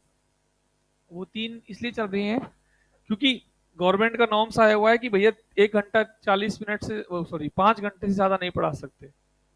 कोटा में ही है सब नियम कानून। तो उस चक्कर में हम बड़े कंफ्यूज हैं, तो हम दो तरीके से टाइम टेबल को सेट करना चाहते हैं। एक बार 3 लगा के देख रहे हैं, एक बार 4 लगा के देखेंगे। जब 4 होंगी तो 1 घंटा 15 मिनट की हो जाएंगी क्लास, जब 3 होंगी तो 1 घंटा 40 मिनट का टाइम हो जाएगा। तो इन दोनों को सेटिंग में बिठा के एक टाइम निकालना पड़ेगा कॉमन। तो या तो 1 घंटा 40 मिनट की 3 क्लास रहेंगी आपकी, या 1 घंटा 15 मिनट की 4। तो ये अभी प्रोसेस में चल रहा है, सभी जगह यही हालत हो रही है स्ट्रिक्टनेस की वजह से, कि भाई कोचिंग के वाले बच्चे बहुत ज्यादा स्ट्रेस में हैं। और हालत देखो आपकी, आप लग रहे हो कहीं से स्ट्रेस दूर दूर तक, बल्कि आपकी आंखें देख के मुझे स्ट्रेस में आ रहा है कि सिखा के दिखा, हिम्मत है तो।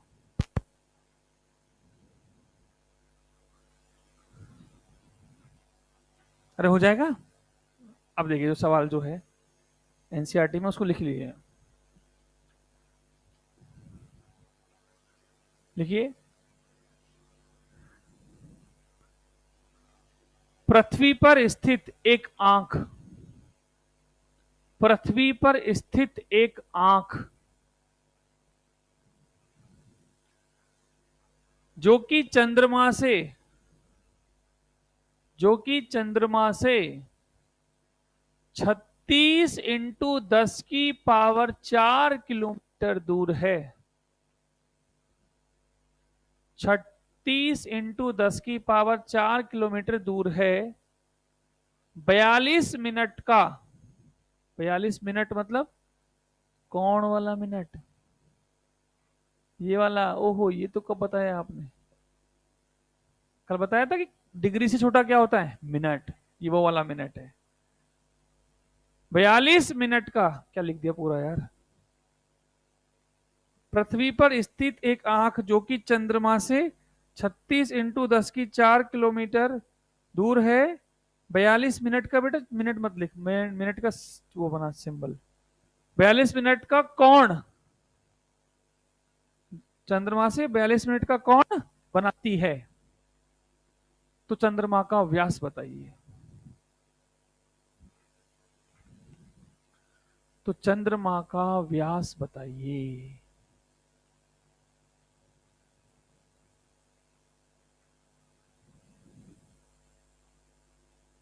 अब कैसे सोचे?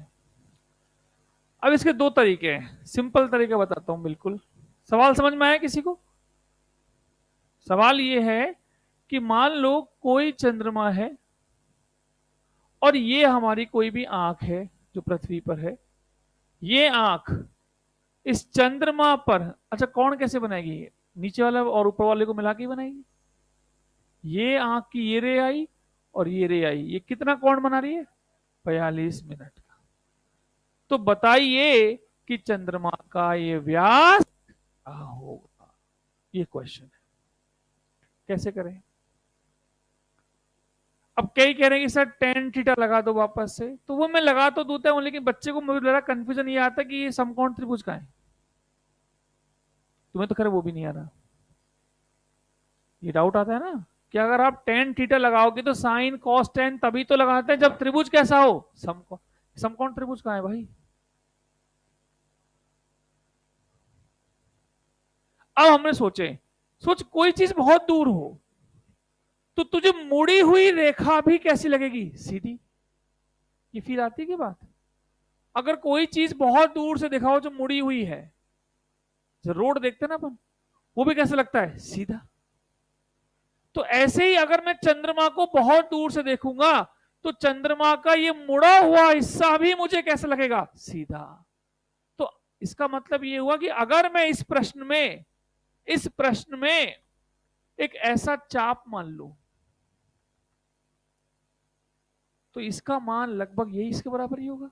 तो मैं इस सवाल को ऐसे बना लूं कि एक चाप है जिसका मान डी है, और ये क्या हो गया, केंद्र, जिससे कितना कोण अंतरित हो रहा है, 42 मिनट।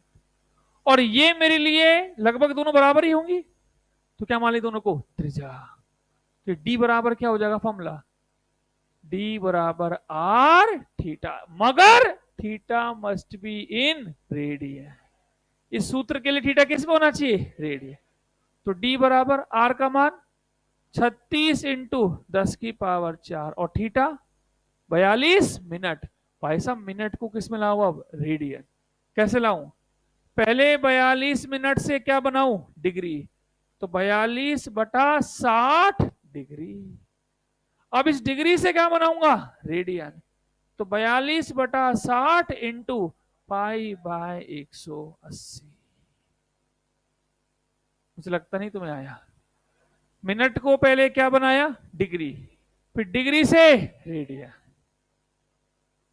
तो क्या लिखूं यहां पर अब, डी बराबर 36 इंटू 10⁴ 42 मिनट की जगह 42/60 गुणा पाई का मान खोल दो 22/7, और नीचे भी क्या लिखा हुआ है, 180। कटापिटी मचाते हैं। देखो 7 इंटू 6 42, यहां कितने बचा, 18 दूना 36, कितने बची नीचे भी बिंदी, 2, 2 से 2 साफ, और ऊपर क्या बचा 22, 22 दूना 44, 4400 किलोमीटर। नहीं आया।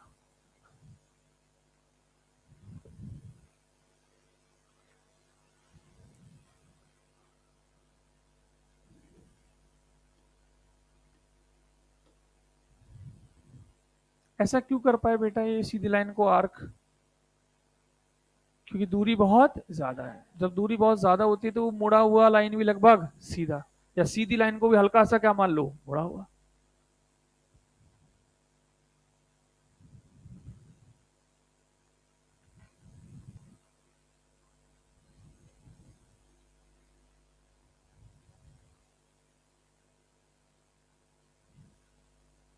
तो इसी के साथ क्या खत्म हुआ, ट्रिग्नोमेट्री। तो कल कंटेंट मैंने लिखाया था, पहला क्या पढ़े थे, त्रिकोणमिति, दूसरा क्या पढ़े थे, अवकलन।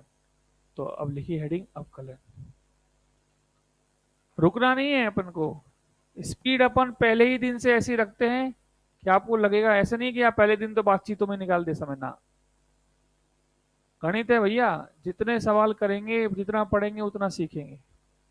पहले दिन से रफ्तार अपनी वही रहती जो लास्ट तक रहेगी। अवकलन नई हेडिंग।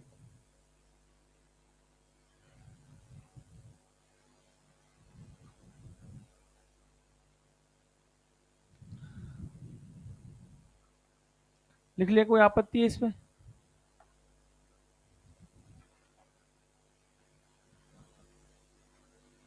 अवकलन इसको इंग्लिश में बोलते हैं डिफरेंशिएशन। आज से अपन लोग भी क्या बोलेंगे, डिफरेंशिएशन। आपको अवकलन बोलना आता है अच्छी बात है, लेकिन आपको डिफरेंशिएशन भी आना चाहिए। डिफरेंशिएशन बोलते हैं, ये होता क्या है अवकलन, अवकलन का मतलब होता है रेट ऑफ चेंज, परिवर्तन की दर। अगर मैं सिंपल भाषा में बात करूं तो इसको क्या बोलते हैं, परिवर्तन की दर। अब एक्चुअली में जो परिवर्तन होते हैं वो दो प्रकार से होते हैं, एक बड़ा परिवर्तन, थोड़ा ज्यादा बड़ा परिवर्तन, और एक बहुत छोटा परिवर्तन। बहुत छोटा होना, इतना छोटा कि लगभग आप नाप ही नहीं सकते।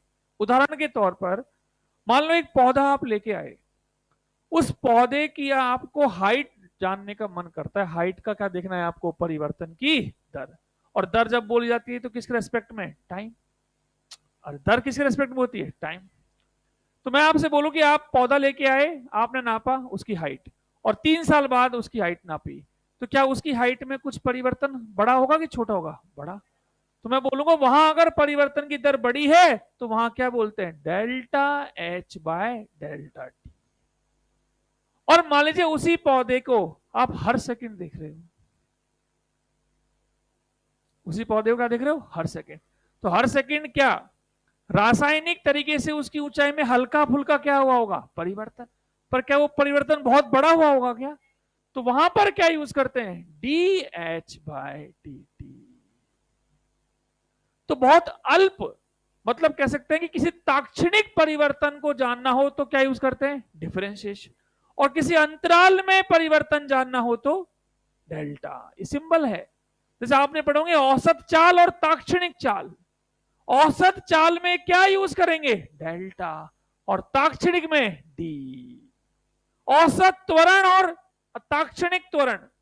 औसत त्वरण का मतलब एक अंतराल में परिवर्तन, और अंतराल में परिवर्तन बड़ा होगा कि छोटा होगा, बड़ा। तो वहां क्या यूज करते हैं, delta we by delta T. और मैं बोलूं ताक्षणिक त्वरण, ताक्षणिक मतलब किसी एक क्षण पे। अब किसी एक क्षण पे अगर कर रहे हो तो एक क्षण जो होगा उस क्षण पर समय अंतराल बहुत बड़ा है कि बहुत छोटा है, तो वहां पर क्या बन जाएगा, वो डीवी बाय डी टी। तो पूरी फिजिक्स में जहां भी आपको ताक्षणिक चीजें निकालनी होती हैं, चाहे वो ताक्षणिक त्वरण हो, चाहे वो ताक्षणिक वेग हो, चाहे वो ताक्षणिक बल हो, चाहे वो ताक्षणिक करंट हो, हमेशा क्या यूज करना पड़ता है, डिफरेंशिएशन। इसलिए हमें क्या पढ़ना पड़ रहा है, डिफरेंशिएशन। क्या मेरी बात आप तक गई?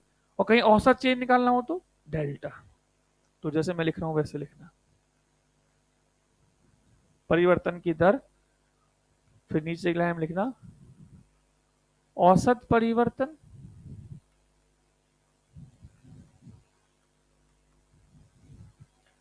और ताक्षणिक परिवर्तन।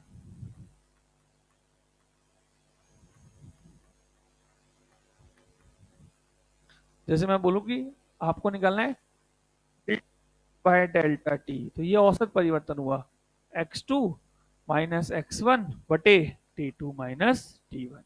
लेकिन ताक्षणिक परिवर्तन है तो उसे क्या बोलेंगे, dx बाय dt। अब उसको x2 माइनस x1 नहीं कर सकते, उसके लिए क्या लगाने पड़ेंगे, डिफरेंशिएशन के नियम। इसे बोलते हैं डिफरेंशिएशन।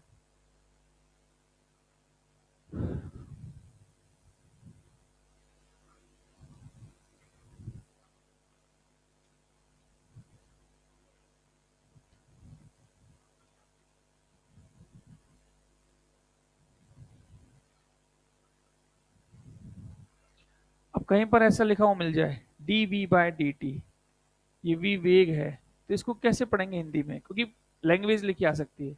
क्या लिख के बोलेंगे इसको, वेग में परिवर्तन की दर, या फिर क्या लिखा हुआ मिलेगा, और बताइए और क्या मिलेगा, समय के साथ। बहुत बढ़िया, ये लाइन बहुत मिलती है, समय के सापेक्ष, समय के सापेक्ष वेग पर, वेग में परिवर्तन की दर। तो इन इस लाइन से हमें समझ में आ जाएगा कि वो क्या पूछ रहा है, डीवी बाय डी। और उसकी यूनिट क्या होगी, वेग की यूनिट क्या होती है, मीटर पर सेकंड, और एक सेकंड और आ गया तो मीटर पर सेकंड स्क्वायर। ये सिंबल है जो सवाल सॉल्व करने के लिए काम आएंगे। सवाल लैंग्वेज में आएगा कि समय के सापेक्ष वेग में परिवर्तन की दर बताइए। अब दिमाग में ये लाइन ही नहीं बनती है कि यार इस लाइन का मतलब क्या निकालूं। तो समय के सापेक्ष वेग में परिवर्तन की दर का तात्पर्य है, सवाल क्या जानना चाहता है, डीवी बाय डी। ऐसी मैं बना दूं, तुम बताना खुद मुझे, समय के सापेक्ष क्षेत्रफल में परिवर्तन की दर। तो सवाल क्या जानना चाहता है, आवाज नहीं आ रही है, क्या निकालना चाह रहा है, D A by D T. इसकी यूनिट क्या होगी, मीटर, क्योंकि एरिया होता है मीटर स्क्वायर में, तो मीटर स्क्वायर पर सेकेंड। क्या मेरी बात समझ में आ रही है? ये अपने लिए लगी थी, थोड़ा सा लास्ट क्लास है ना, थोड़ा सा पढ़ ले, सुबह भी पढ़ाया था, बराबर रखेंगे। चलिए लिख लीजिए।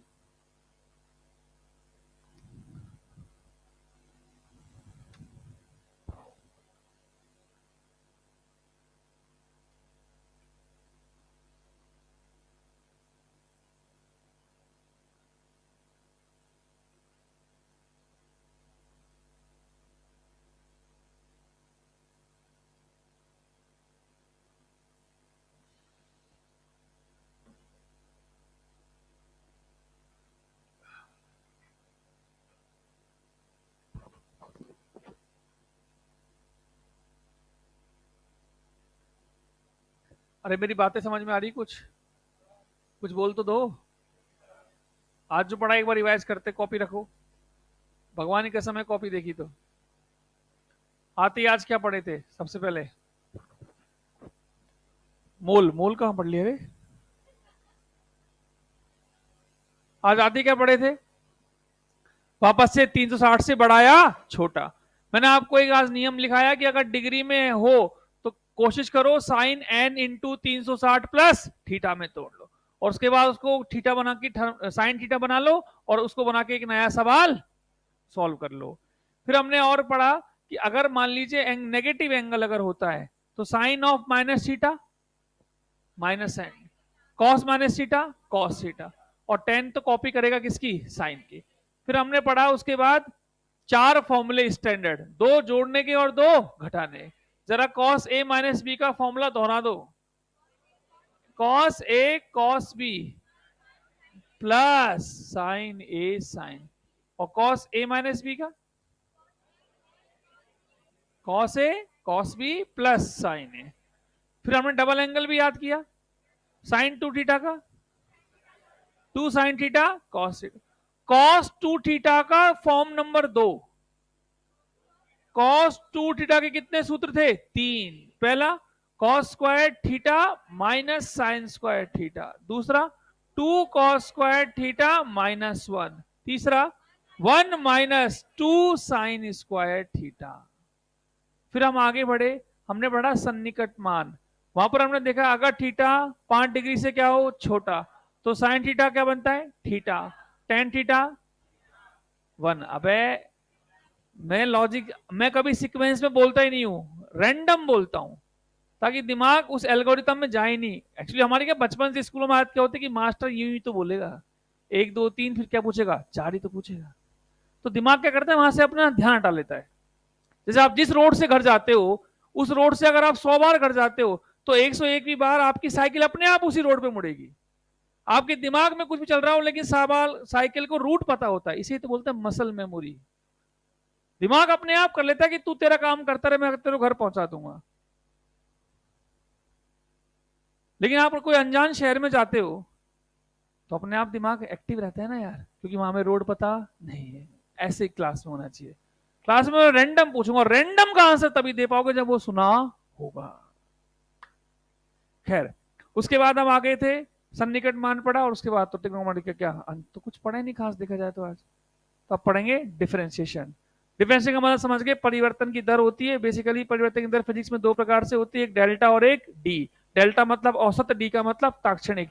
और उसके लिए हमें क्या करना है? अब फॉर्मूले पढ़ने हैं। क्या पढ़ने हैं? रूल्स। तो लिखे हेडिंग रूल्स, कि नियम क्या है डिफरेंशिएशन के। रूल नंबर एक, रूल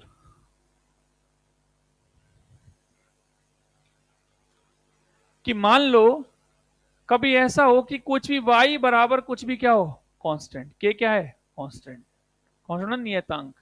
अब नाम ही क्या है? नियतांक। मतलब उसमें परिवर्तन हो रहा है क्या? तो उसमें हमेशा परिवर्तन कितना है? जीरो।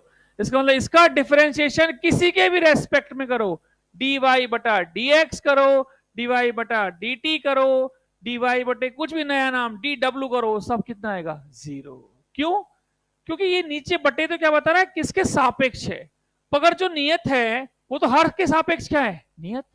तो उसका हर किसी वस्तु के, हर किसी क्वांटिटी के सापेक्ष उसमें परिवर्तन जीरो ही तो आएगा।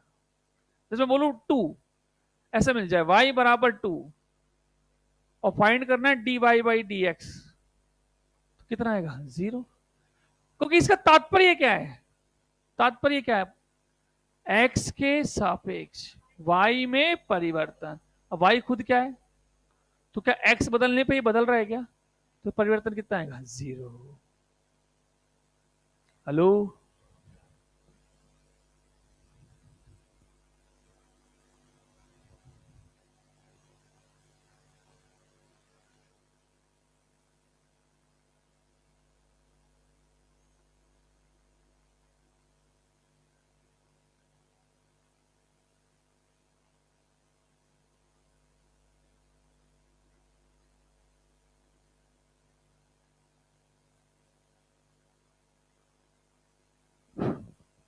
हाँ जी। तो अब इन सब का वैल्यू कितनी हो जाएगी? 0। ये रूल नंबर 1 खत्म।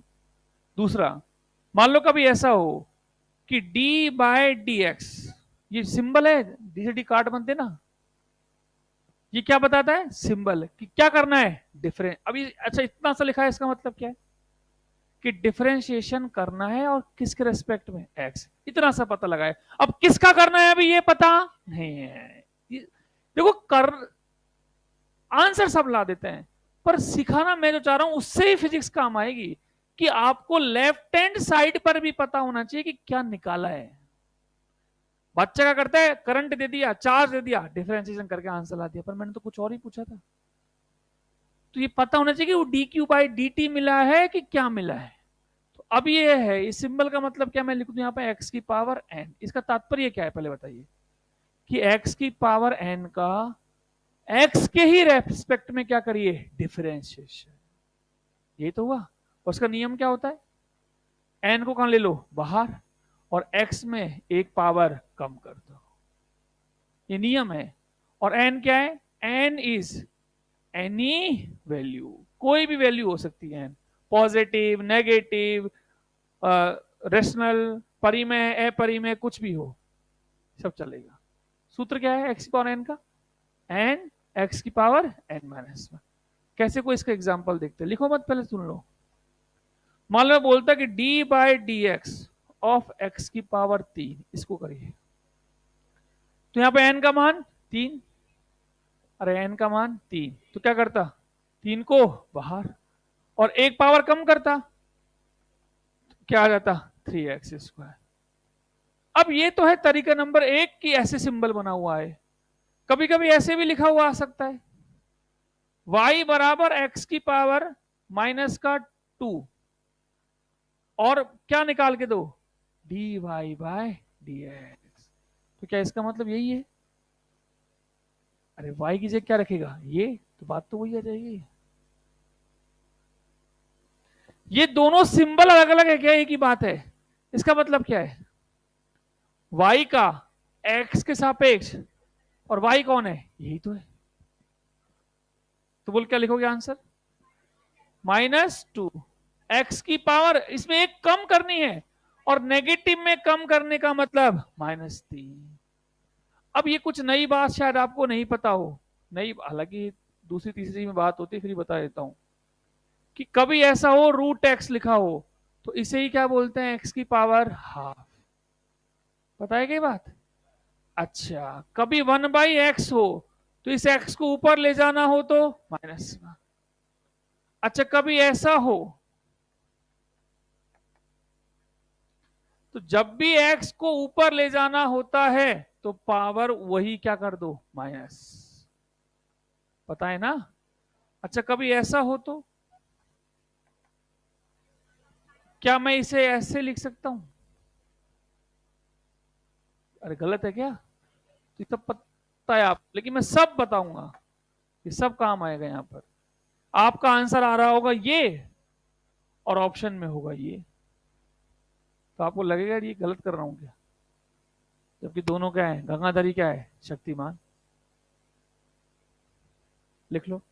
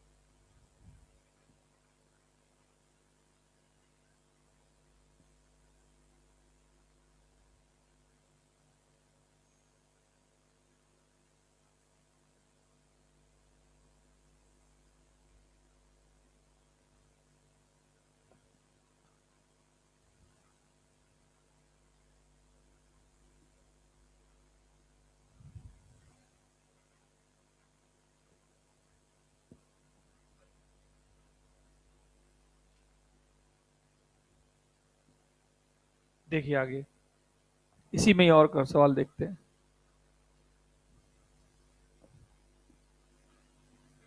मान लो ऐसा हो y बराबर 1/x², ये है तीसरा। तो कैसे करेंगे? तो पहले तो लेफ्ट हैंड साइड पे भी लिखना सीखना है। हमें क्या निकालना है?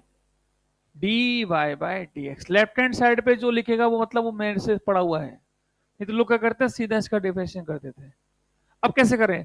नीचे का मेरे पास कोई नियम, तो पहले मुझे इसे कहां लेके जाना पड़ेगा? ऊपर। तो सवाल ये है,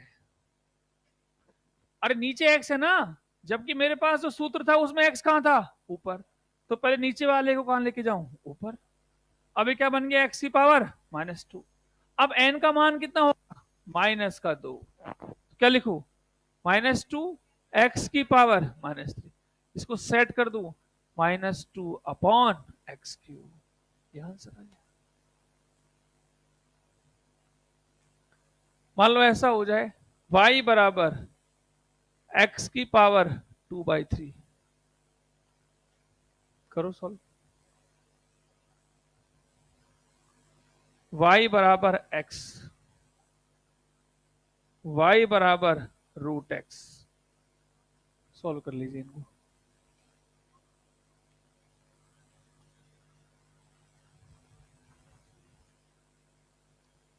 केवल 4 रूल बताऊंगा आज, बाकी नहीं बताऊंगा, बाकी कल करेंगे।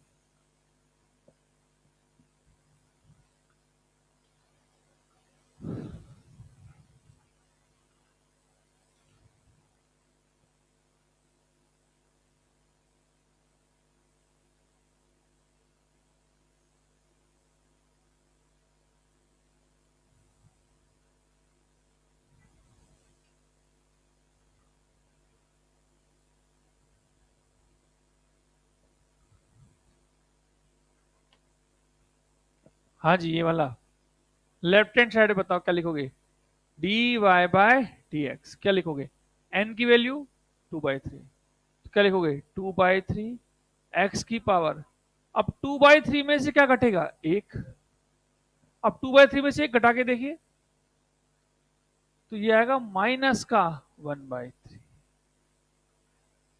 अरे यही तो आएगा नीचे वाला। इसमें पावर कितनी है? 1। तो D Y by D X 1 आ गया। और ये क्या बन गया? एक्स की पावर 0। और किसी की पावर 0 क्या बन जाता है? 1। नीचे वाला। अब ये √x का मतलब कितनी पावर है? इसका मतलब सवाल क्या कह रहा है कि ये क्या है? x की पावर हाफ। अब x की पावर हाफ कैसे सॉल्व करूं? D Y by D X. बताओ। तो हाफ कहां जाएगा? आगे। और x की पावर हाफ -1 माइनस का हाफ। बोलो। अब चाहूं तो ये तो ऑप्शन ही नहीं मिला भाई साहब, तो क्या ये आंसर नहीं आ सकता क्या? बोलिए। रूल नंबर 3 क्या है कि पहला क्या था? कांस्टेंट का डिफरेंशिएशन 0। वेरिएबल का कर लिया। क्या है फॉर्मूला वेरिएबल का? एक्स की पावर एन का एन एक्स की पावर n-1। तीसरा रूल कहता है कि मान लो कांस्टेंट और वेरिएबल दोनों एक साथ मल्टीप्लाई करके आ जाए, मतलब D by D X constant के साथ क्या हो? एक्स की पावर n। तो ये कहता है कि कांस्टेंट को तो एज इट इज लिख दो और केवल किसका कर दो? एक्स की पावर n का। और वो क्या होता है? n एक्स की पावर n-1। यह है रूल नंबर 3।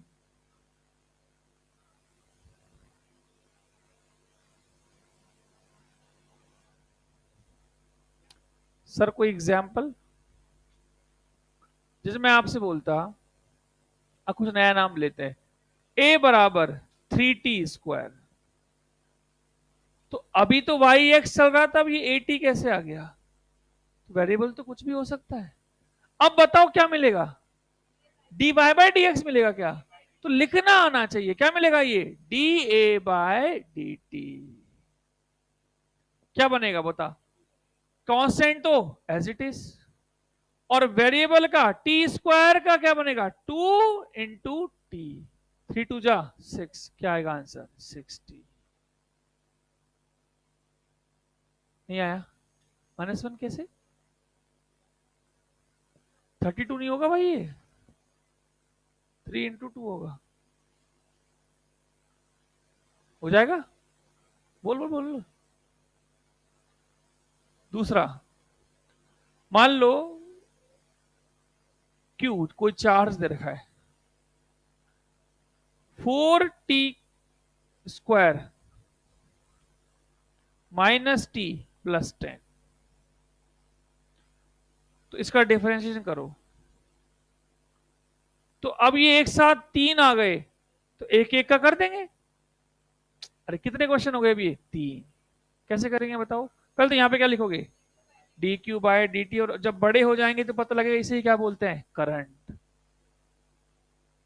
अरे सुना तो होगा, dq/dt को ही क्या बोलते हैं, करंट। तो करंट कितनी आएगी वो? इसका 4 तो एज इट इज, t² का करो 2t, आगे माइनस ये क्या होगा 1। अब 10 का, अब ये डाउट आता है, यहां 4t है तो 4 और t साथ साथ थे, कांस्टेंट और वेरिएबल दोनों थे, इसलिए कांस्टेंट को छोड़ दिया, वेरिएबल का कर दिया। मगर यहां केवल क्या है, कांस्टेंट, और खाली कांस्टेंट का तो 0। बच्चा गलती करता है, इसका भी 0 कर देता है। इसका 0 नहीं होगा मुन्ना, अकेले कांस्टेंट का 0 होता है।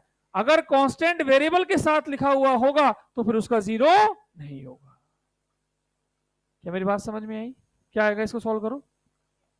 8t-1 हो जाएगा। देखो, और क्वेश्चन करा रहा हूं, क्वेश्चन करा रहा हूं, और कुछ नहीं है।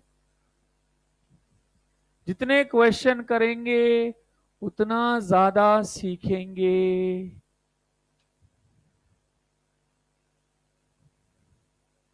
और सर अगर नया करूं तो क्या कर सकते हो आप? ये क्वेश्चन है, मान लीजिए, जो इच्छा है जो बना रहा हूं, कोई ऐसी बड़ी चीज नहीं है।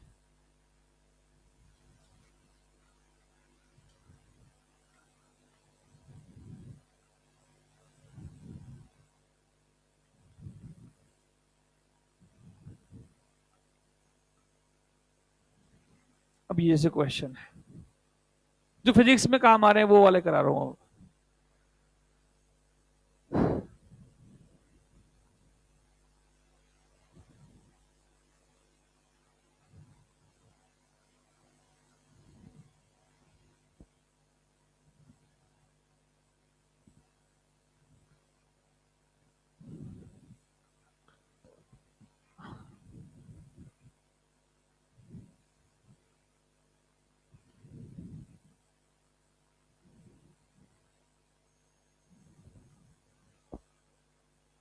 हाँ जी बताइए, मिलेगा क्या ये?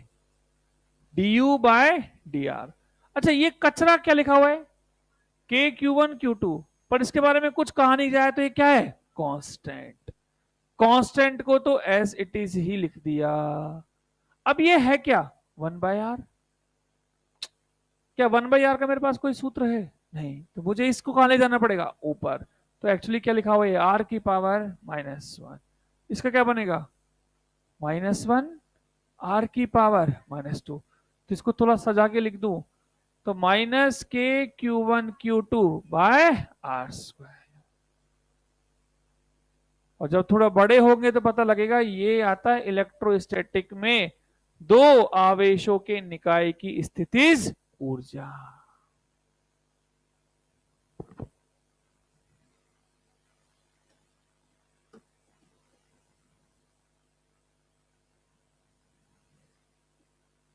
बेटा समझाऊं दोबारा, ये k, q1, q2 तो कुछ भयानक सी चीज है। अब जैसे यहाँ पे a और b क्या है, कांस्टेंट।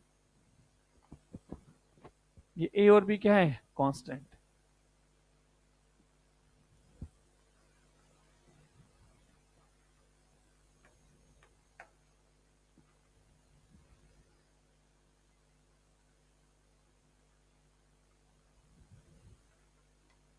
इस वाले को कैसे करें, du/dr। बोलो अब क्या लिखूं? क्या a तो सेम रहेगा, नीचे वाले को पहले ऊपर, ये क्या बनेगा, r⁻²। क्या लिखूं, -2 आर की पावर -3, फिर क्या लगाऊं, माइनस, क्या लिख दूं, बी। अब ये आर की पावर 4 भी ऊपर जाके आर की पावर -4, इससे क्या बनेगा, -4 आर की पावर -5।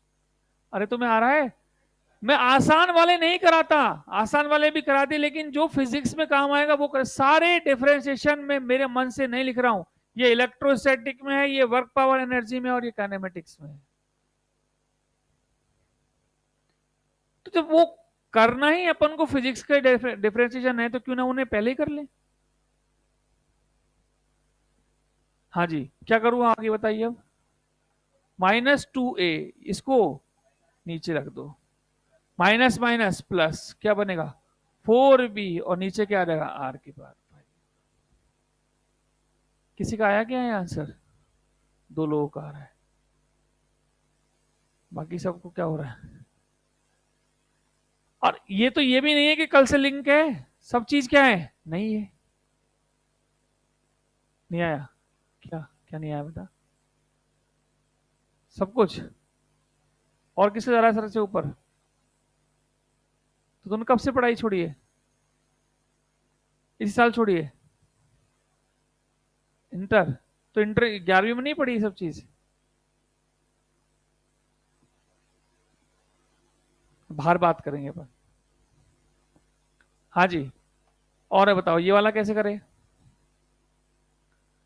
ये क्या बनेगा, ds/dt। अब u और a क्या है, कांस्टेंट, तो कांस्टेंट को एज इट इज, t का 1, फिर प्लस। अब ये हाफ भी क्या है, कांस्टेंट, और a भी क्या है, कांस्टेंट, तो हाफ है as it is. T square का, टी स्क्वायर को किससे करेंगे, t की पावर n से, तो ये n कहाँ आएगा, आगे, और ये n की वैल्यू कितनी है, 2, तो क्या रहेगा, 2t, 2 से 2 गया, तो क्या बन गया, u+at। और जब बड़े होंगे तो पता लगेगा ये क्या होता है, v, तो v बराबर u+at।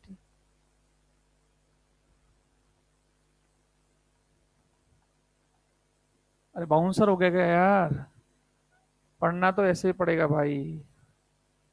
अब इसी चीज को मैं 8 लेक्चर में जाके पढ़ाऊंगा तो मजा आ जाएगा। जो मैंने आपको पढ़ाया है इसको हम 8, मैं इसको पहुंचता हूँ 4 2 6 लेक्चर बाद पहुंचता हूँ। यही चीज पढ़ाता हूँ सेम 11वीं में। 11वीं का बैच जो स्टार है वो भी मैं पढ़ाता हूँ यहाँ पे। उसमें 6 लेक्चर में जाके मैं डिफरेंशिएशन में पहुंचता हूँ। 5 लेक्चर तक क्या पढ़ाता हूँ, त्रिकोणमिति। और एक सवाल ऐसा नहीं है जो आप लोगों को नहीं कराया हो मैंने। तो अब ये तो थोड़ा सा तो अपन को बड़े अगर हैं, समय कम मिलेगा तो थोड़ा तो रफ्तार में लाना पड़ेगा अपने आप को भी। क्योंकि पेपर जब हमारे पास आएगा वो थोड़ी ना 11वीं का अलग और ड्रॉपर का अलग आएगा। नीट का पेपर तो सेम ही आएगा। बस यही तक है आज। लाओ होमवर्क, मॉड्यूल और ईएलपी दे दो। जिनको आज दिक्कतें आई हैं, डिफरेंशिएशन फिजिक्स का सबसे बड़ा हथियार है, वो हथियार आपको लगाना ही पड़ेगा। आज का फिर सवाल कॉपी के दोबारा करिए। सर ने जो बोला वो क्या समझ में नहीं आया वो देखिए, सुनिए। अभी समय है, 3 क्लास चल रही है, जितना ज्यादा सीख जाओगे अभी समय है। आगे जाके 2 ढाई वीक के बाद 2 फिजिक्स शुरू हो जाएंगी। तो एक फिजिक्स 11वीं की चल रही होगी, एक 12वीं की चल रही होगी, तो सामंजस्य बैठाने में और मुश्किल आएगी। तो जो भी आपकी खामियां हैं, परेशानियां हैं, उन्हें समझाने का, उन्हें निकालने का ये सुनहरा मौका है, ये 2 वीक। हाँ जी, एक्सरसाइज 1, क्वेश्चन नंबर 11, 12, 13। एक्सरसाइज 1 में क्वेश्चन नंबर 11, 12, 13। उसके बाद एक्सरसाइज 2, क्वेश्चन नंबर 1, 3, 5। एक्सरसाइज 2, 1, 3 और 5। ला बेटा ईएलपी दे दे। ये जो ईएलपी आपको बटी होगी उसमें बता रहा हूं, ईएलपी 1 मास्टर प्रो की जो ईएलपी बटी है उसमें पूरी ईएलपी 1, ईएलपी 1 पूरी, ईएलपी 2 में पहला, दूसरा, तीसरा, पांचवा, बस पहला, दूसरा, तीसरा, पांचवा, ये किस में है? ELP 2 में। बस ये होमवर्क। ठीक है बेटा, कोई डाउट हो तो बाहर पूछ लेना मुझसे। धन्यवाद।